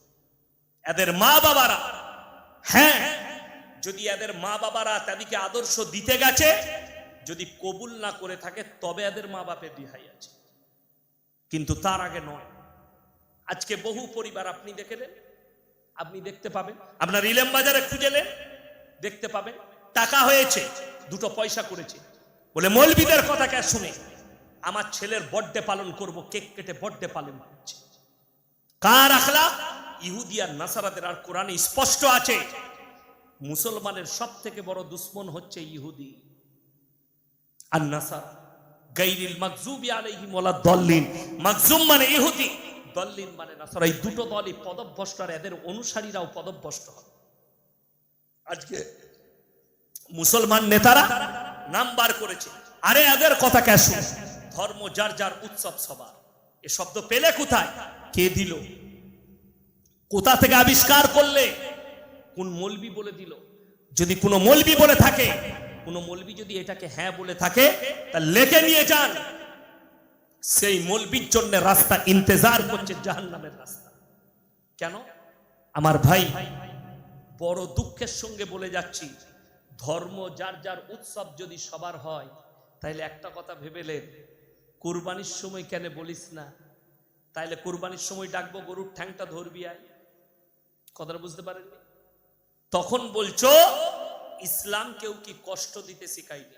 আমি আজকে আপনাদেরকে শিখিয়ে দিয়ে যাচ্ছি, ইলেম বাজারের মানুষ শুনে যাও, কালকে গিয়ে বাজারে শোনাবেন, হাটে শোনাবেন, ওই শিক্ষিত মূর্খ গুমরা দিকে শিখাবেন যে ইয়াসিন ভাই বলে গেছে। আর যদি চ্যালেঞ্জ অ্যাকসেপ্ট করতে চান, বাপের বেটা হলে স্টেজে আসুন। কে আছেন আর কোন মৌলবি আছে আমি জীবনে বক্তব্য দেবো না। একটা মৌলবি যদি বলতে পারে যে ধর্ম যার যার উৎসব সবার, কথাটা ঠিক আছে। আর আমি বলছি সম্প্রীতি, সম্প্রীতি তোমার বুঝে আসেনি। সম্প্রীতি আমরা মৌলবিরা শিক্ষা দেবো তোমাদেরকে। আমার রাসূল শিক্ষা দিয়েছে সম্প্রীতি কাকে বলে। কোরআনে আছে তোমরা কারুর ধর্মকে গালি দিও না, কারুর দেবদেবীকে গালি দিও না। আমি এতক্ষণ বয়ান করলাম, কারুর দেবদেবীকে গালি দিলাম? দিইনি, আর দিতেও পাবো না। ইসলাম নিষেধ করছে, আপনাদেরকেও নিষেধ করছে, কিন্তু তা বলে এটা নয় তারটাকে তুমি নিজের মনে করবে। কোরআনে আছে লা ইলাহা উলাই ওয়ালা ইলাহা, তোমরা দুটো নৌকায় পা দিও না। আমাদের সমাজের লোক বলছে হুজুর আপনারা স্কুলে যাননি বলে এই অবস্থা। আমি কমেন্টে দেখলাম বলে এই মৌলবি স্কুলে যাইনি। তুমি কোন স্কুলে পড়েছো জানি না, তবে তুমি অন্ধ স্কুলে পড়েছো, তোমার মাথায় গোবর না হলে মুত ঢুকেছে। গোবর খোর হইছো না হলে মুত খোর হইছো তুমি, তবে তোমার মাথায় এই কথাটা ঢুকেছে। চলুন, যারা বলছে হুজুর ইলেম বাজারে খালি বউকে নিয়ে ঠাকুর দেখতে গেছিলাম, মেলা দেখতে গেছিলাম, আমরা তো পুজো করতে যাইনি। এই গ্রামে সবাই ঘুমাচ্ছে রাতের বেলায়, একটা বাড়িতে ডাকাতি হয়েছে, ডাকাতি, সবাই ঘুমাচ্ছে, সে সব কেড়ে নিয়ে যাচ্ছে। একজন পিশাব করতে উঠে দেখলে আল্লাহ ইয়ার ঘরে সব চুরি হচ্ছে, ও চুপচাপ দেখলো কিভাবে ডাকাতি হয়, সব নিয়ে পালিয়ে গেল। পুলিশ চলে এলো, গোটা গ্রামের মানুষ জেগে গেছে অমুকের বাড়িতে ডাকাতি হয়েছে। পুলিশ বাবুরা এসে বললে, বড় বাবু বললে তোমাদের মধ্যে কে দেখেছো? সে বলে স্যার আমি প্রথম থেকে শেষ পর্যন্ত দেখেছি। কাকে বেশি মারবে? কথা বলে না, তাকে মারবে না, মারবে না, যে এই মালটাকে মার, চোরগুলো বেরিয়ে যাবে। তো তুমি যদি বলো কোরআনে আছে ভালো কাজের আদেশ, অসৎ কাজের নিষেধ। আপনি যদি চোখে দেখেন আল্লাহ বিরোধী, যেখানে আল্লাহ বিরোধী রসুল বিরোধী কাজ হচ্ছে, শিরকের কাজ হচ্ছে, হয় তুমি হাতের দ্বারা রুখে দাও, তা না হয় জবানের দ্বারা রুখো, তা না হয় সেখান থেকে ঘৃণা করে সরে এসো। কিন্তু তুমি সাপোর্ট করতে গেলে যদি বলেন হুজুর সম্প্রীতি বুঝান, সম্প্রীতি শুনেলেন আমার রাসূল সাল্লাল্লাহু আলাইহি সাল্লামের হাদিস, তোমরা মুমিন ততক্ষণ হতে পারবে না যতক্ষণ পর্যন্ত তোমার কাছ থেকে তোমার প্রতিবেশী সুরক্ষিত নয়। আল্লাহ রাসূল বললেন তোমরা দেখো না তোমার পাশে কোন জাতের লোক বাস করছে, সে হিন্দু হোক, দলিত হোক, আদিবাসী হোক, খ্রিস্টান হোক, ক্ষুধার্ত হলে খাবার দাও, বস্ত্রহীন হলে বস্ত্র দাও, বিপদে পড়লে পাশে দাঁড়াও। তার মানে এটা নয় যে তার অনুষ্ঠানে তোমাকে যোগদান করতে হবে। ইমানদারির সঙ্গে বলবেন, এখানে যদি কোনো নেতা থাকেন, কোনো এমএলএ থাকেন, কোনো বাপের বেটা থাকেন, দাঁড়িয়ে বলুন আপনার ঈদের নামাজে কোন নেতা এসছে, কোন হিন্দু ভাই এসে দাঁড়িয়েছে। কথাটা বুঝতে পেরেছেন না পারেননি আমার? আচ্ছা এসছে আপনাদের গ্রামে ঈদের নামাজ পড়তে, কথা বলে না, আসেননি, আসবেও না। কেন? আসাও যাবে না। ধর্ম তার ধর্ম তার কাছে। শুনেলেন আদর্শটা, যে সে তার মন্দিরে উপাসনা করবে, আপনার কাছ থেকে যেন কষ্ট না পায়।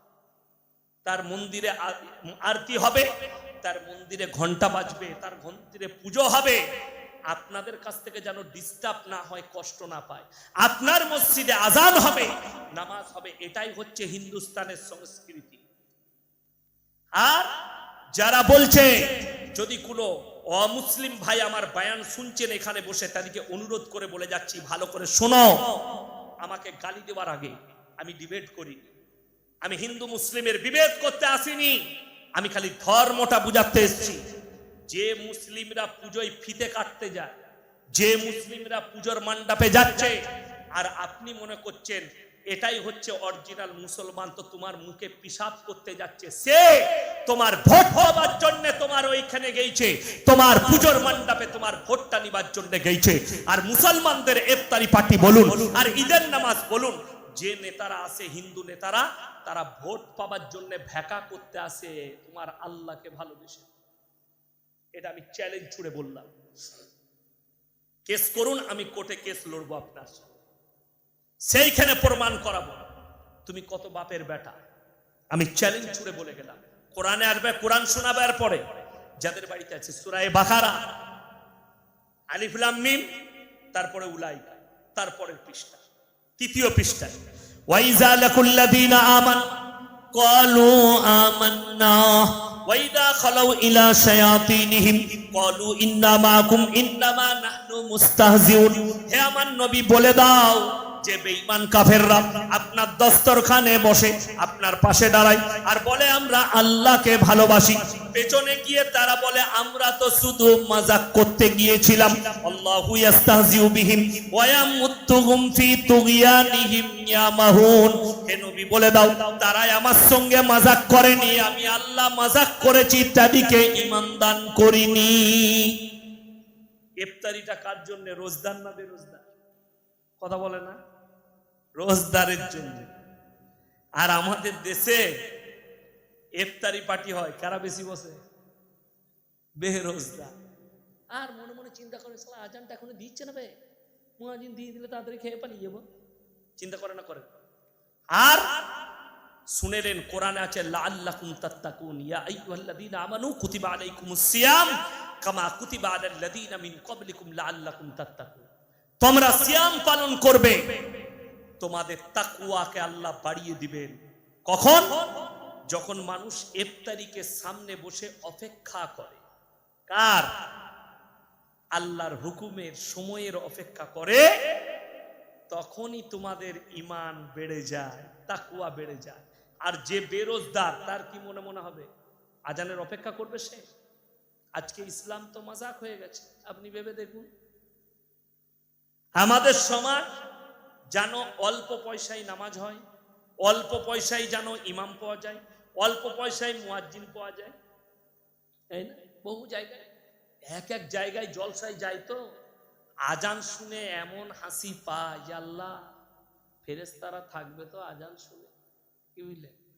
সেই 72 বছরের চাচাকে রেখেছে পেটে ভাতে।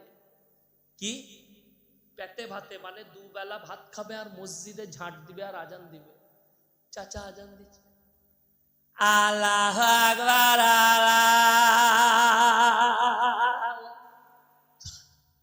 আল্লাহ হাকবো বলছে না হু আকবার বলছে নিজেই জানে। হ্যাঁ, পেটে ভাতে তো। অথচ আমাদিকে জিজ্ঞেস করুন, আজান আমাদিকে বললেই আমরা কি বলবো? আরে শুদ্ধভাবে একটা ভালো মুয়াজ্জিন রাখো, আল্লাহু আকবার, আল্লাহু আকবার। আর চাচা আজান দিচ্ছে আল্লাহু আকবার, আল্লাহ, মনে হচ্ছে পেটে টাইট মারছে। তো পেটে ভাতে মুয়াজ্জিন ওই রকমই হবে। ফজরের সময় আসসালাতু খায়রুম মিনান্নাম। খয়রুনকে ডাকছে না, কাকে ডাকছে? নিজেই। কারণ নাম যদি খয়রুন থাকে সে কি উঠে যাবে, আমাকে কেউ ডাকবেনি। বড় কষ্টের বিষয়। অথচ সেখানে আছে আসসালাতু খায়রুম মিনান নাওম। আরে ভাই, তুমি শুদ্ধ করে ইমামের কাছে আজানটাও শিখে নাও। মুয়াজ্জিন হতে শখ গেছে বলে রিজেক্ট মালকে রেখেছে। কেন? পেটে ভাতে হবে, বেতন লাগবে না, খালি যাবে চাচা ঝাড় দিবে আর আজান দিবে। আরে পশ্চিম বাংলার মানুষ, আপনি নিজের ইমানটাকে ঠিক করুন।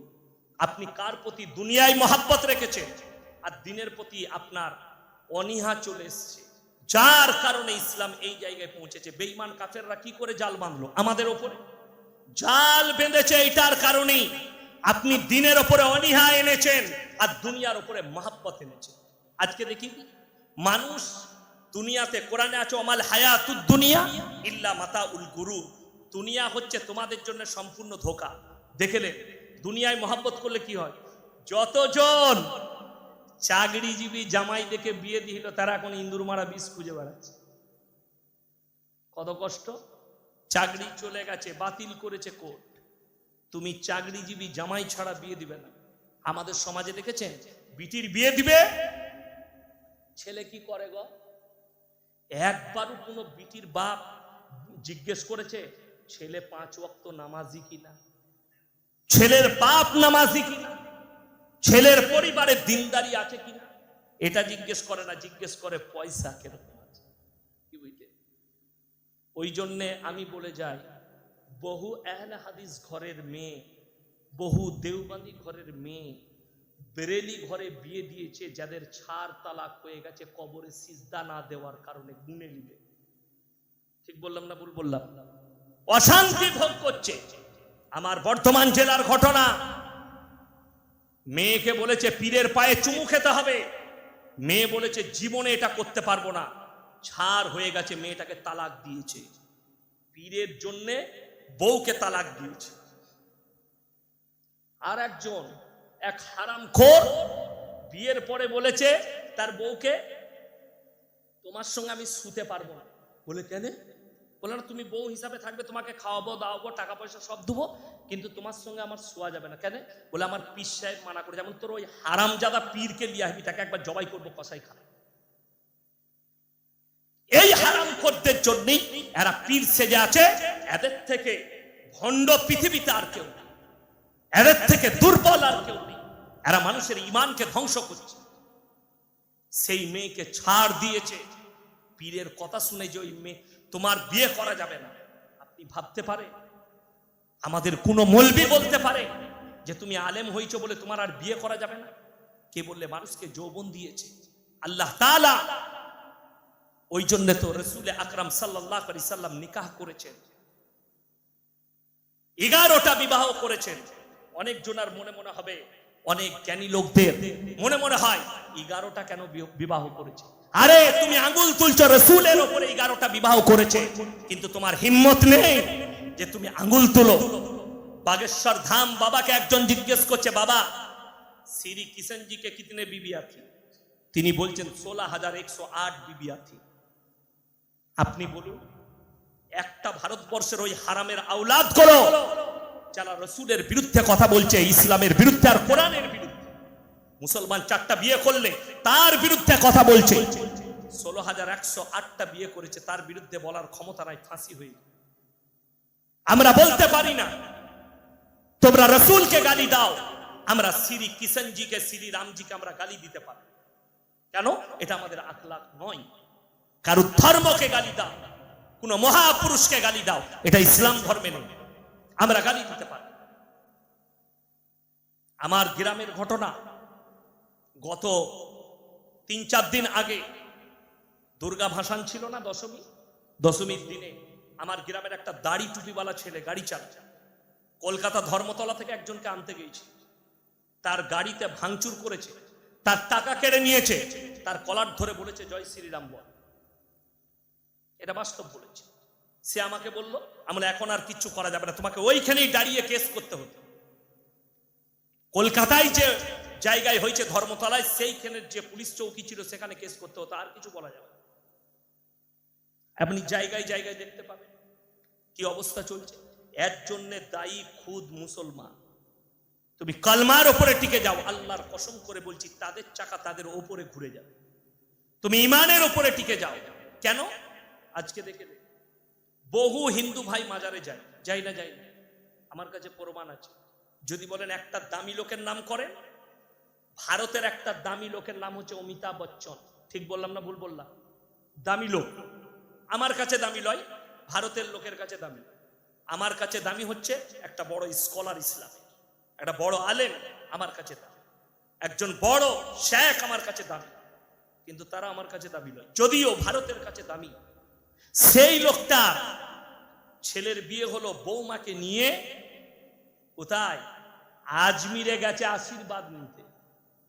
আপনারা বলুন, কবরস্থান অপবিত্র জায়গা না পবিত্র? পবিত্র জায়গা।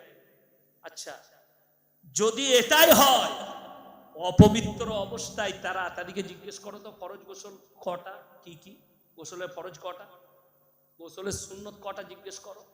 ওই জিলাপি হুজুরকে জিজ্ঞেস করুন, নাপাক অবস্থায় প্রবেশ করেছে কেন? এরা জানে ওই মালটা আর আমাদের মালটা দুটোই সমান। ওটা মানুষ পুঁতা আছে, এটা মাটির তৈরি।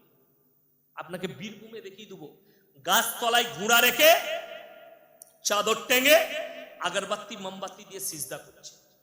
আল্লাহর কসম খেয়ে বলে যাচ্ছি, এদের জন্য জাহান্নাম অবধারিত হয়ে গেছে। এদের মধ্যে আর ওখানে দুটোর মধ্যে কোনো ডিফারেন্স নেই, দুটোই এক, কোনো পার্থক্য নেই। আরে ভাই, কবর আপনি জিয়ারত করতে পাবেন, বাপের করুন, মায়ের করুন, অসুবিধা নেই। আপনি পুরসার ওপর দিয়ে পেরিয়ে যাচ্ছেন, আমার গ্রামের ওপর দিয়ে পেরিয়ে যাচ্ছেন, ইয়াসিন সাহেব মারা গেছে, আপনি মহব্বত করেন, আমার কবর জিয়ারত করলেন, দোষের নাই, কিন্তু কবরে ভালো মন্দ চাওয়া, কবরে সিজদা করা, কবরে সিন্নি দেওয়া, কবরে হালুয়া রুটি দেওয়া শরীয়ত সম্মত হারাম। ওই জন্যই তো পুজোর প্রসাদ খাওয়া যাবে না। কেন? ইন্নামা হাররামা আলাইকুমুল মাইতাতা ওয়াদ-দামা ওয়া লাহমাল খিনজির ওয়া মা উহিল্লা বিহি লিগাইরিল্লাহ। কোরআন স্পষ্ট করেছে, প্রবাহিত রক্ত মরা জন্তুর মাংস, শুয়োরের মাংস, আল্লাহ ব্যতীত অপরের নামে উৎসর্গ করা জিনিস তোমাদের জন্য হারাম। তারপরও আপনি বলবেন ইসলাম বুঝিনি, কোরআন আল্লাহ স্পষ্ট করে দিয়েছে, তারপরও ইসলাম বুঝে আসেনি। তাকিয়ে দেখুন, আপনারা কি মনে করেছেন যুদ্ধটা গাজা আর ফিলিস্তিনে দাঁড়িয়ে থাকবে, ইরান আর ইরাকের সাথেই দাঁড়িয়ে থাকবে? গোটা পৃথিবীতে চিঙ্গারি যাবে, কমপক্ষে 20 কোটি মুসলমানের পৃথিবীতে হত্যা হবে, কতলে আম হবে, তারপরে ইসলামের বিজয় আসবে। আমার ভাই, আপনি রেডি হন, আপনাকে বলে যাচ্ছি ইমানি শক্তি দিয়ে রেডি হন। আপনি যেন মৃত্যুর পরে শহীদের মর্তবা পান। আপনার কাছে যেন পাপের ঘন্টা না থাকে, পাপের হাঁড়ি যেন আপনার কাছে না থাকে। যদি বলেন পরিষ্কার করব, 1 নম্বর পরিষ্কার করার আদর্শ হচ্ছে নামাজ। ইন্না সলাতা তানহা আনিল ফাহশাই ওয়াল মুনকার। নিশ্চয়ই নামাজ এমন একটা ইবাদত, মানুষ যখন নামাজ পড়তে লাগে খারাপ কাজ থেকে সরিয়ে তাকে ভালো কাজের দিকে নিয়ে আসে। জোরে বলুন সুবহান। কিন্তু আপনার কাছে নামাজ নেই, আপনি কি করে সোজা পথে আসবেন? আপনি কি করে হারাম কাজ থেকে অ্যাভয়েড করবেন? 1 নম্বরই নামাজটা নেই। আপনাকে দেখিয়ে দেবো আমাদের দেশে, দেখবেন যদি আপনার গ্রামে মাইয়াত হয় না, হয় না হয়, আপনি লক্ষ্য করবেন মাইয়াতের দিনে ইমাম সাহেব বলে দিলে ভাই জোহরের পরে জানাজার নামাজ হবে, বলা হয়ে গেল। কিছু লোক নামাজ পড়তে, যারা 5 ওয়াক্তের নামাজি ঢুকে গেল, আর কিছু লোক উজু করে বাইরে বসে রইল, ওরা খালি জানাজা পড়ে। ঠিক বললাম না ভুল বললাম? এদিকে কে বুঝাবে? ঈদের দিনে আপনার এই বীরভূম ডিস্ট্রিক্ট ইলেমবাজার থানার ঈদগাহ গুলো ঘেঁটে নিবেন, দাঁড়িয়ে বলছে হুজুর নিয়তটা বলে দেবে। নিয়ত নিয়ে কি করবি? দরুদ শরীফ জানে না, আত্তাহিয়াতু জানে না, দুআয়ে মাসুরা জানে না, সানা জানে না, তসবিহ জানে না। ও শ্বশুরের একটা তোয়ালি পেয়েছে, ঘরে লেপটিয়ে ঈদগাহ চলে গেছে ফাঁস কাতারে হাজি সাহেবের পাশে। হাজি সাহেব মনে মনে ভাবছে আল্লাহ এত বড় পরেজগার এলো কোথা থেকে? আমাদের সিস্টেমটাই আলাদা। আপনি দেখুন এমনি নামাজ পড়ে না, কিন্তু কোথা থেকে বলে, ও সিউড়ি থেকে বিয়ে করতে আসছে, কোথায় বেলুয়ায় আপনাদের গ্রামে। দিয়ে ঢুকিই বলছে মসজিদটা কোথায়? বললো সামনে একটা ভেতরে একটা। ও মসজিদে চলে গেল, উজু করে 2 রাকাত এখন নফল নামাজ পড়বে।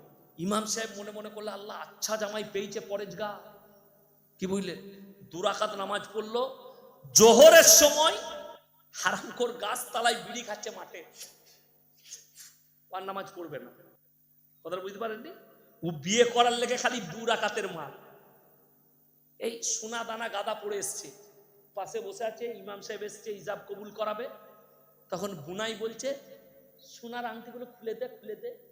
ভাই সোনার আংটিগুলো বিয়ে পড়ানোর সময় পড়া চলবে না, আর বাকি টাইমে পড়া চলবে? সোনা তো হার টাইম হারাম পুরুষের জন্য, সোনার হার হারাম। এটা কে বুঝাবে? আজকে দেখলেন, উলামাদিকে জিজ্ঞেস করুন, এই আলেমদিকে জিজ্ঞেস করুন, রসুল আকরাম সাল্লাল্লাহু আলাইহি সাল্লামের জামানায় নিকাহ হয়েছে মসজিদের ভেতরে, আর আজকে কোথায় হচ্ছে? বিয়ের হলে না হলে প্যান্ডেল। কি বুঝলেন? ওই জন্য যত রকমের হারাম কাজগুলো আমাদেরকে ক্যাপচার করে ফেলেছে, প্যান্ডেলে হচ্ছে। আর এখন তো আবার নতুন সিস্টেম উঠেছে, একটু যাদের পয়সা হয়েছে বলে আমার বিটির আশীর্বাদী, কবরে যাবে বার করবে তোর আশীর্বাদ, আশীর্বাদ। আর সমাজটা তো শেষ হয়েছে কোথায়? হাদিসুন নিসা, মেয়েদের হাদিসে। মেয়েরা অর্ধেক শেষ করে দিল। মেয়েরা কি করে অর্ধেক? মুর্শিদাবাদের একটা ছেলে ফোন করে বলছে হুজুর এ আমাবস্যার রাতে কি বিয়ে করা যাবে? আমরা মোটেই করবি না, কালো ছেলে। কি বলবো আমি? জিজ্ঞেস করুন, আমরা হাদিস কোরআন আমরা পেয়েছি যেদিনে ইচ্ছা যাবে বিয়ে দাও। কি যেদিনে? আল্লাহর কাছে সব দিনটাই কি সুবহান। আমার বিয়ে হয়েছে আমাবস্যায়। কখন? আমাবস্যায়। আমার বিটিদের ফটো নাই, কিন্তু আপনি আমার বাড়িতে গেলে আমার ছোট মেয়েকে দেখাতে পারবো, বড় মেয়ের বয়স বালিগ হয়ে গেছে, ওকে আর দেখাতে পারবো। সুন্দর ফর্সা, আমার থেকেও বেশি ফর্সা আমার ছোট মেয়ে, আমার বড় মেয়েও ফর্সা। কি করে হলো? আমাবস্যায় বিয়ে হয়েছে তো আমার। কার হাদিস? দাদির নাইলে ফুপুর। কি বুঝলেন? এ মৌলবীরা সব হাদিস খুঁজে পাবেন। হ্যাঁ, মেয়েদের হাদিস, বিয়েতে ডিম ঠিক হলে ডিম দিই না, কি হবে? ওই যে ডিম দিলে বিয়ে ভেঙে যাবে। আমি বললাম হ্যালো, ডিমের পাওয়ার এত কি করে হলো? কার হাদিস? দাদির নাইলে ফুপুর হাদিস। বিসমিল্লাহ। এই যে কুসংস্কার আর কুফরি আকীদা, আমার মায়েরা জান্নাত পাবে কি? আপনি বলুন, মুরগির সৃষ্টিকর্তাকে আল্লাহ, তাইলে ডিমের মালিককে আল্লাহ, তাহলে ডিম কি করে বিয়ে ভাঙাবে? শুধু ওইটা হাদিস লয় ওদের, বলে বিয়েতে জিলেবি দেওয়া যাবে না, প্যাঁচ লেগে যাবে। ওই যে জিলেবিতে প্যাঁচ থাকে, আমি বলেছি বাবা যদি, হ্যাঁ গো খালা, জিলেবি দিলে যদি বিয়েতে প্যাঁচ লাগে, যে মাল জিলেবি তৈরি করছে তার বেটা বেটি তো জীবনে বিয়ে হবে না, সে তো প্যাঁচ মেরিয়ে গেছে, বিয়ে হবে তার বেটা বেটিরা? কে বুঝাবে খালাকে? এদের হাদিস রবিবার মাছ কাটতে নাই, পেলি কোথায় বললে? হাদিসে খালা, খালার হাদিস, নাহলে ফুপুর হাদিস। এই লোক মরে গেলে আপনাদের গ্রাম বাদ দিয়ে আপনি ইলম বাজারেই খুঁজলেন, এমনও গ্রাম আছে এখনো পর্যন্ত মরে গেলে কন্ট্রোল করে কারা? আমাদেরকে খালি দুটো কাজে রেখেছে, হলে আর মূল। হুজুর ছেলে হয়েছে, কি করতে হবে? বা কানে আজান দাও। হুজুর মরে গেছে, জানাজা পড়তে হবে, বাস এই দুটো কাজ। বলে বাকি বাকি আমরা বুঝে দেব। কি? এরপরে খালা বুঝবে। ও 3 দিন পরে বলে চাচির 3 দিনে করছে, রুচি বেলছে, খালা মরে গেল গা, তো 3 দিনে পারবে? কবরে যা, তোর লুচি খাওয়া বার করবে। পেলি কোথায়? উনি নিজেও জানেন। 3 দিনে, 4 দিনে, সাতার ফায়দা ঘাটে উঠা, নফল 40-এ। কোন মৌলবি যদি হাদিস কোরআন থেকে প্রমাণ করাতে পারে, আমি ইয়াসিন জীবনে আর সমাজের বুকে বক্তব্য দিব না, চ্যালেঞ্জ ছুড়ে গেলাম। মিলাদ প্রমাণ করাক না। মিলাদ শব্দের অর্থ হচ্ছে নবীজির জীবন আদর্শ গঠন বর্ণনা করা, এটার নাম মিলাদ। আমরা তো মিলাদ হারাম বলি নাই, কে বললে? এই যে জলসা হচ্ছে, জলসাটাই নবীজির গঠন আদর্শ বর্ণনা করাটার নামই হচ্ছে কি? মিলাদ। কি বুঝলেন? এটার নাম মিলাদ। কিন্তু বড় কষ্ট লাগে, এখন আমাদের যে মিলাদ চলছে, 3 বোতল মদ খেয়ে মরে গেছে বলে হুজুরকে দাওয়াত দিয়ে জান্নাতে দিবে। আল্লাহ তোমার কাজ বান্দা ছিল, আল্লাহ তুমি তাকে জান্নাতুল ফিরদৌস দাও, আল্লাহ তুমি তাকে শহীদের মর্তবা। মাতাল শহীদের মর্তবা পাবে? তোর হুজুর উমার খাবে, তুও খাবে।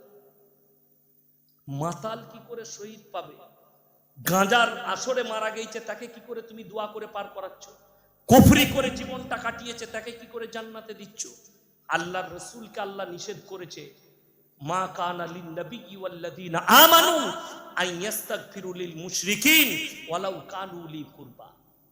হে মুমিন আর নবী, তুমি শুনে নাও, যারা মুশরিক হয়ে বেঈমান কাফের হয়ে মারা গেছে, তাদের লেগে দোয়া করতে পাবে না, যদিও তারা তোমাদের নিকটতম আত্মীয়।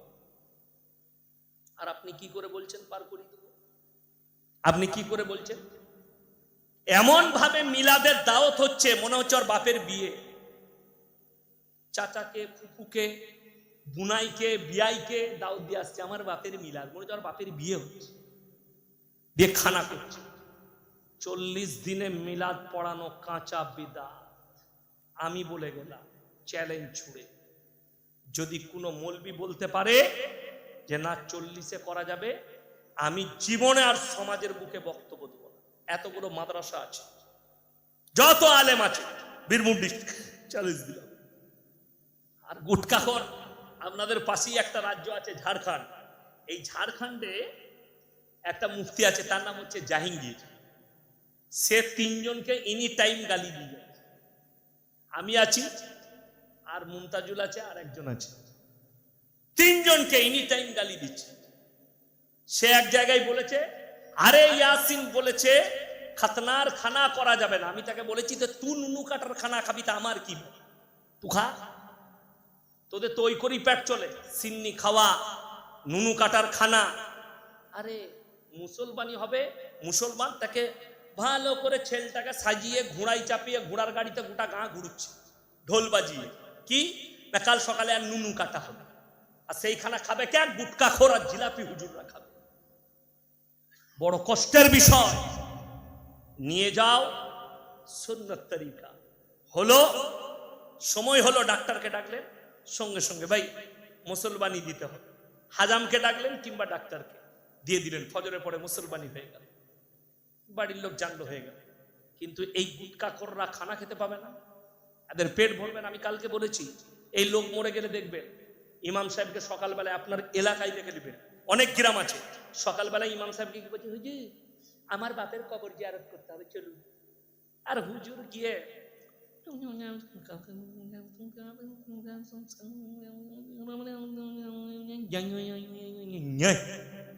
না, 3 দিন কবর জিয়ারত হয়ে গেল। এরপর হুজুরকে একটা সাদা লুঙ্গি দিয়েছে, ভাই ওই লুঙ্গিতে নামাজ হবে? তোদের তো গায়ের লুঙ্গি জামা সবটাই ফাতিহা করা জামা, আর কবর জিয়ারতের জামা। ভেবে দেখ, মানুষকে লাইন দেখা, হকের পথ দেখা। তোমার বাপ মারা গেছে, শুনে যান হাদিস, মায়েরা শুনবেন আর ভাইয়েরা। যদি কোনো স্বামী মারা যায়, স্ত্রী যদি নামাজের পাটিতে স্বামীর লেগে বলে, আল্লাহ তুমি আমার স্বামীকে ক্ষমা করে দাও, তোমার চোখের পানিটা গালে গড়ানোর আগে আল্লাহর বারগাহে কবুল হয়ে যাবে। জোরে বলুন সুবহানাল্লাহ। এর থেকে দামি দোয়া কারোর কোনো মৌলবীর হতে পারে না। স্বামী যদি মারা যায়, স্ত্রী যদি মারা যায়, স্বামী দোয়া করবে নামাজের পাটিতে, আল্লাহ আমার স্বামী আমার স্ত্রী আমাকে বড় মহব্বত করতো, নেককার ছিল, আমার খিদমত করেছে, তুমি আমার স্ত্রীকে জান্নাতি করো। তোমার চোখের পানিটা গালে গড়ানোর আগে আল্লাহ ক্ষমা করে নিবে। সন্তান বাপের কবর জিয়ারত করবে আর চোখের পানি পড়বে, আল্লাহ আমার আব্বাকে ক্ষমা করে দাও, তোমার পানিটা গালে গড়ানোর আগে আল্লাহ কবুল করবে। আর ইয়াসিনকে যদি হায়ার করে নিয়ে যাস, আমি পাইকিরি দোয়া করব। বুঝতে পারেন নাই? পাইকিরি দোয়া, আল্লাহ তুমি জান্নাতে দিয়ে দাও। আর মনে মনে হবে, আল্লাহ সাদা লুঙ্গিটা যেন দেয় ভালো দিকে, আল্লাহ ইসমাইল লুঙ্গি লুবো, আমি ওইটাই বলবো। এই হচ্ছে দোয়াটা। কার? গুটকা করার জিলাপি হুজুরে বললেই আমি খারাপ।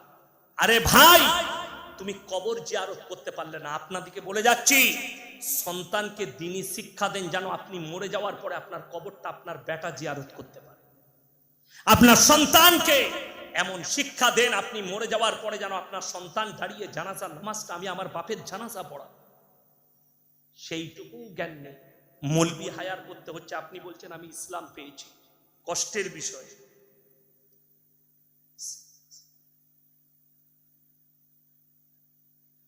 আন্তর্জাতিক মহলে শেখ হাসিনার গ্রেফতারি জারি করা হয়েছে, ভারত থেকে আপনার মন্তব্য কি? আমার মন্তব্য তার বিয়ে দাও, আর কি বলবো। আমার ভাই, সে যা অপরাধ করেছে তার গ্রেফতারি তো দূরের কথা, তাকে মৃত্যুদণ্ড দেওয়া দরকার। সে যা অপরাধ করেছে, দণ্ডনীয় অপরাধ। আলেমদের জুবানকে বন্ধ করেছে, হক কথা বলতে পাবে না, হকের ওপরে কথা বলা যাবে না। তুমি যা বলবে আমার পক্ষে বলতে হবে, আমি ন্যায় বলি আর অন্যায় বলি সেটার পক্ষে। এইটাই হচ্ছে সব থেকে বড় জুলুম। একটা কথা মাথায় রাখবেন, এখানে যারা নেতা আছেন বিচার করেন, তারা শুনে যান, যারা জালিম হবে, মজলুমের উপরে অত্যাচার করবে, আল্লাহ তাদের ধ্বংস করে দিবে। শুনবেন ধ্বংস কাকে বলে? ইলিশ মাছ রান্না হয়েছে কার বাড়িতে? হাসিনার বাড়িতে। রাজহাঁসের মাংস, পাতি হাঁসের মাংস, দেশি মুরগি, পাম্পলেট মাছ, চিংড়ি মাছ, গোলদা চিংড়ি, সব রান্না করে টেবিলে রাখা আছে, গরম ভাত। আল্লাহ তাকে খেতে দেয়নি, ৪৫ মিনিটের ভেতরে দেশ ছাড়তে হয়েছে, তার নাম আল্লাহ। তুমি কি করে ভাবছো তোমার গ্রামে মজলুমের ওপরে নেতা হয়ে অত্যাচার করে তুমি সমাজে বসবাস করবে? তোমারও ধ্বংস লেখা আছে, তুমি কাগজে কলমে লিখে নাও, আমি ইয়াসিন সাহেব বলে গেলাম। আজ না হয়তো কাল তুমি যার উপরে জুলুম করছো, আল্লাহ একদিন তাকে রাজত্ব দিবা, তোমাকে মজলুম করে তোমার উপরে ওই অত্যাচারটাই আসবে। এটা মাথায় রাখবে। ওই জন্য কেউ অত্যাচারী হবেন না। আল্লাহ যদি নেতা করে, আল্লাহর কাছে কাঁদবেন, আল্লাহ তুমি বড় দায়িত্ব দিয়েছে, আমি যেন ন্যায় বিচার করতে পারি। তুমি যদি নেতা হও, দোয়া করবে, আল্লাহ যারা আমাদের উপরে অত্যাচার করেছে, আমি তাদের উপরে ন্যায় করে ভালোবাসা দেখিয়ে কাজ করি, যাতে আল্লাহর উদ্দেশ্যে, পরকালের উদ্দেশ্যে।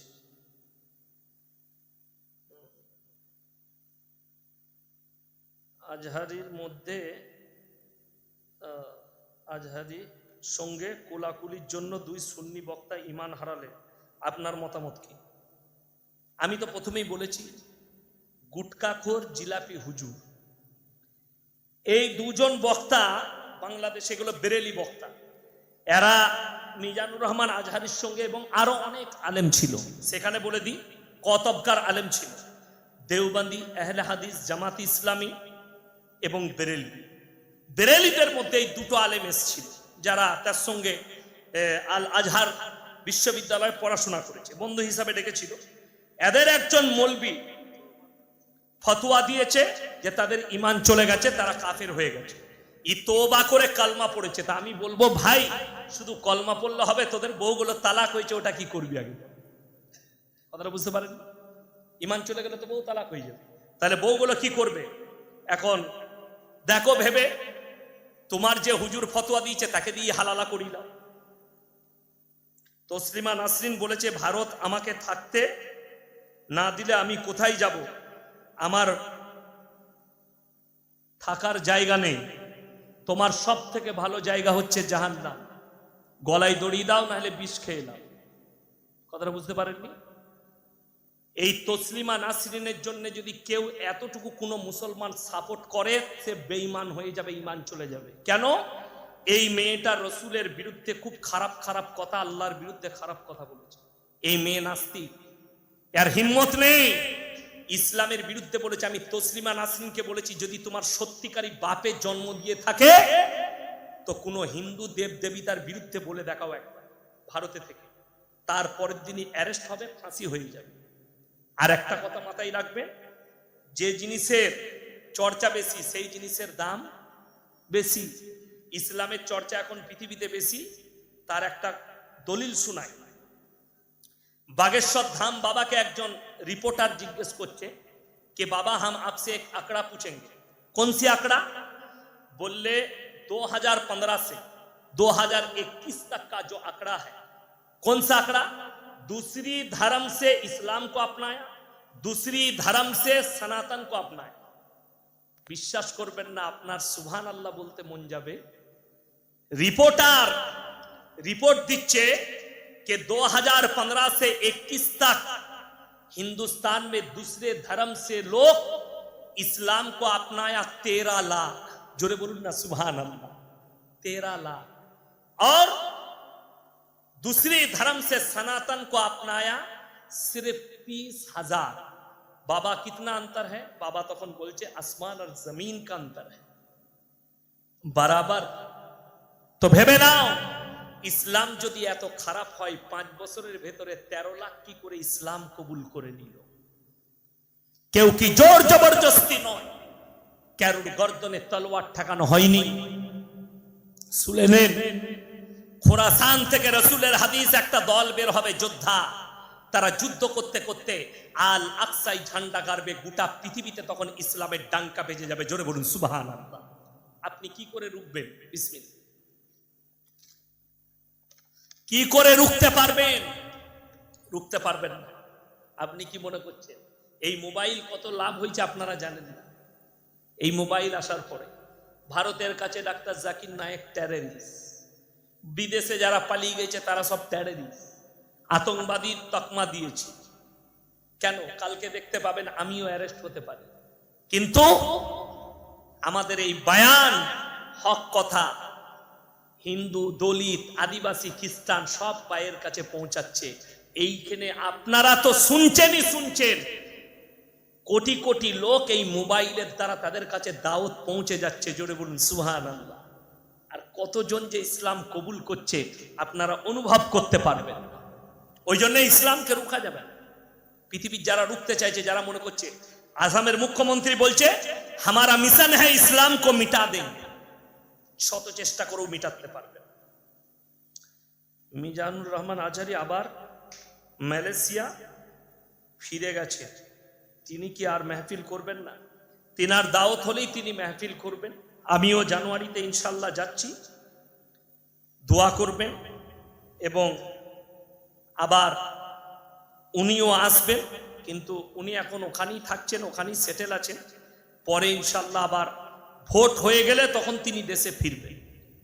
ইরান ইসরায়েল সংঘর্ষে নিয়ে কিছু বলুন। দেখুন, শুধু ইরান ইরাক নয়, আমি 1 মাস আগে বলেছিলাম লেবানন জড়াবে, লেবানন জড়িয়েছিল। তার 15 দিন পর বলেছিলাম ইরানও জড়াবে, ইরানও জড়িয়ে গেছে এই মাসে। আমি আজকে আবার বলে যাচ্ছি, গোটা আরব দুনিয়াটা যুদ্ধেই জড়িয়ে যাবে, গোটা পৃথিবীতে আর চিঙ্গারি ছড়িয়ে পড়বে। আর তৃতীয় বিশ্বযুদ্ধ যেটা হবে সেটা আল আকসা নিয়ে নয়, মসজিদে আকসা নিয়ে নয়, ফিলিস্তিন গাজা নিয়ে নয়। যুদ্ধটা হবে ফোরাত নদীটা শুকিয়ে গিয়ে যে সোনার পাহাড় বের হবে, ওটা নিয়ে গোটা বিশ্বযুদ্ধে জড়াবে। সেই যুদ্ধের নাম হবে তৃতীয় বিশ্বযুদ্ধ।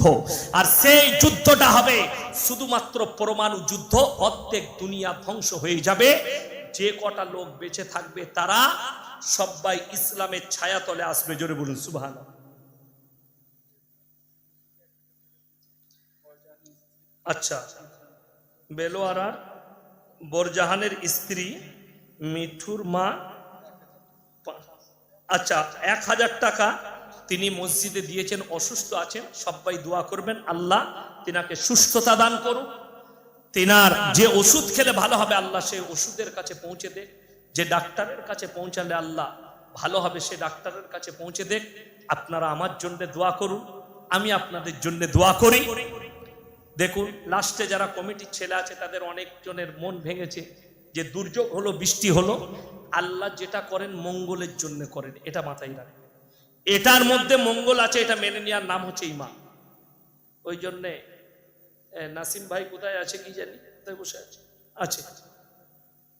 তোমরা মন খারাপ করো না, আল্লাহ কামিয়াবি দিয়েছে, আল্লাহ বাঁচিয়ে রাখলে কি বললেন হায়াত বাকি তো মুলাকাত বাকি।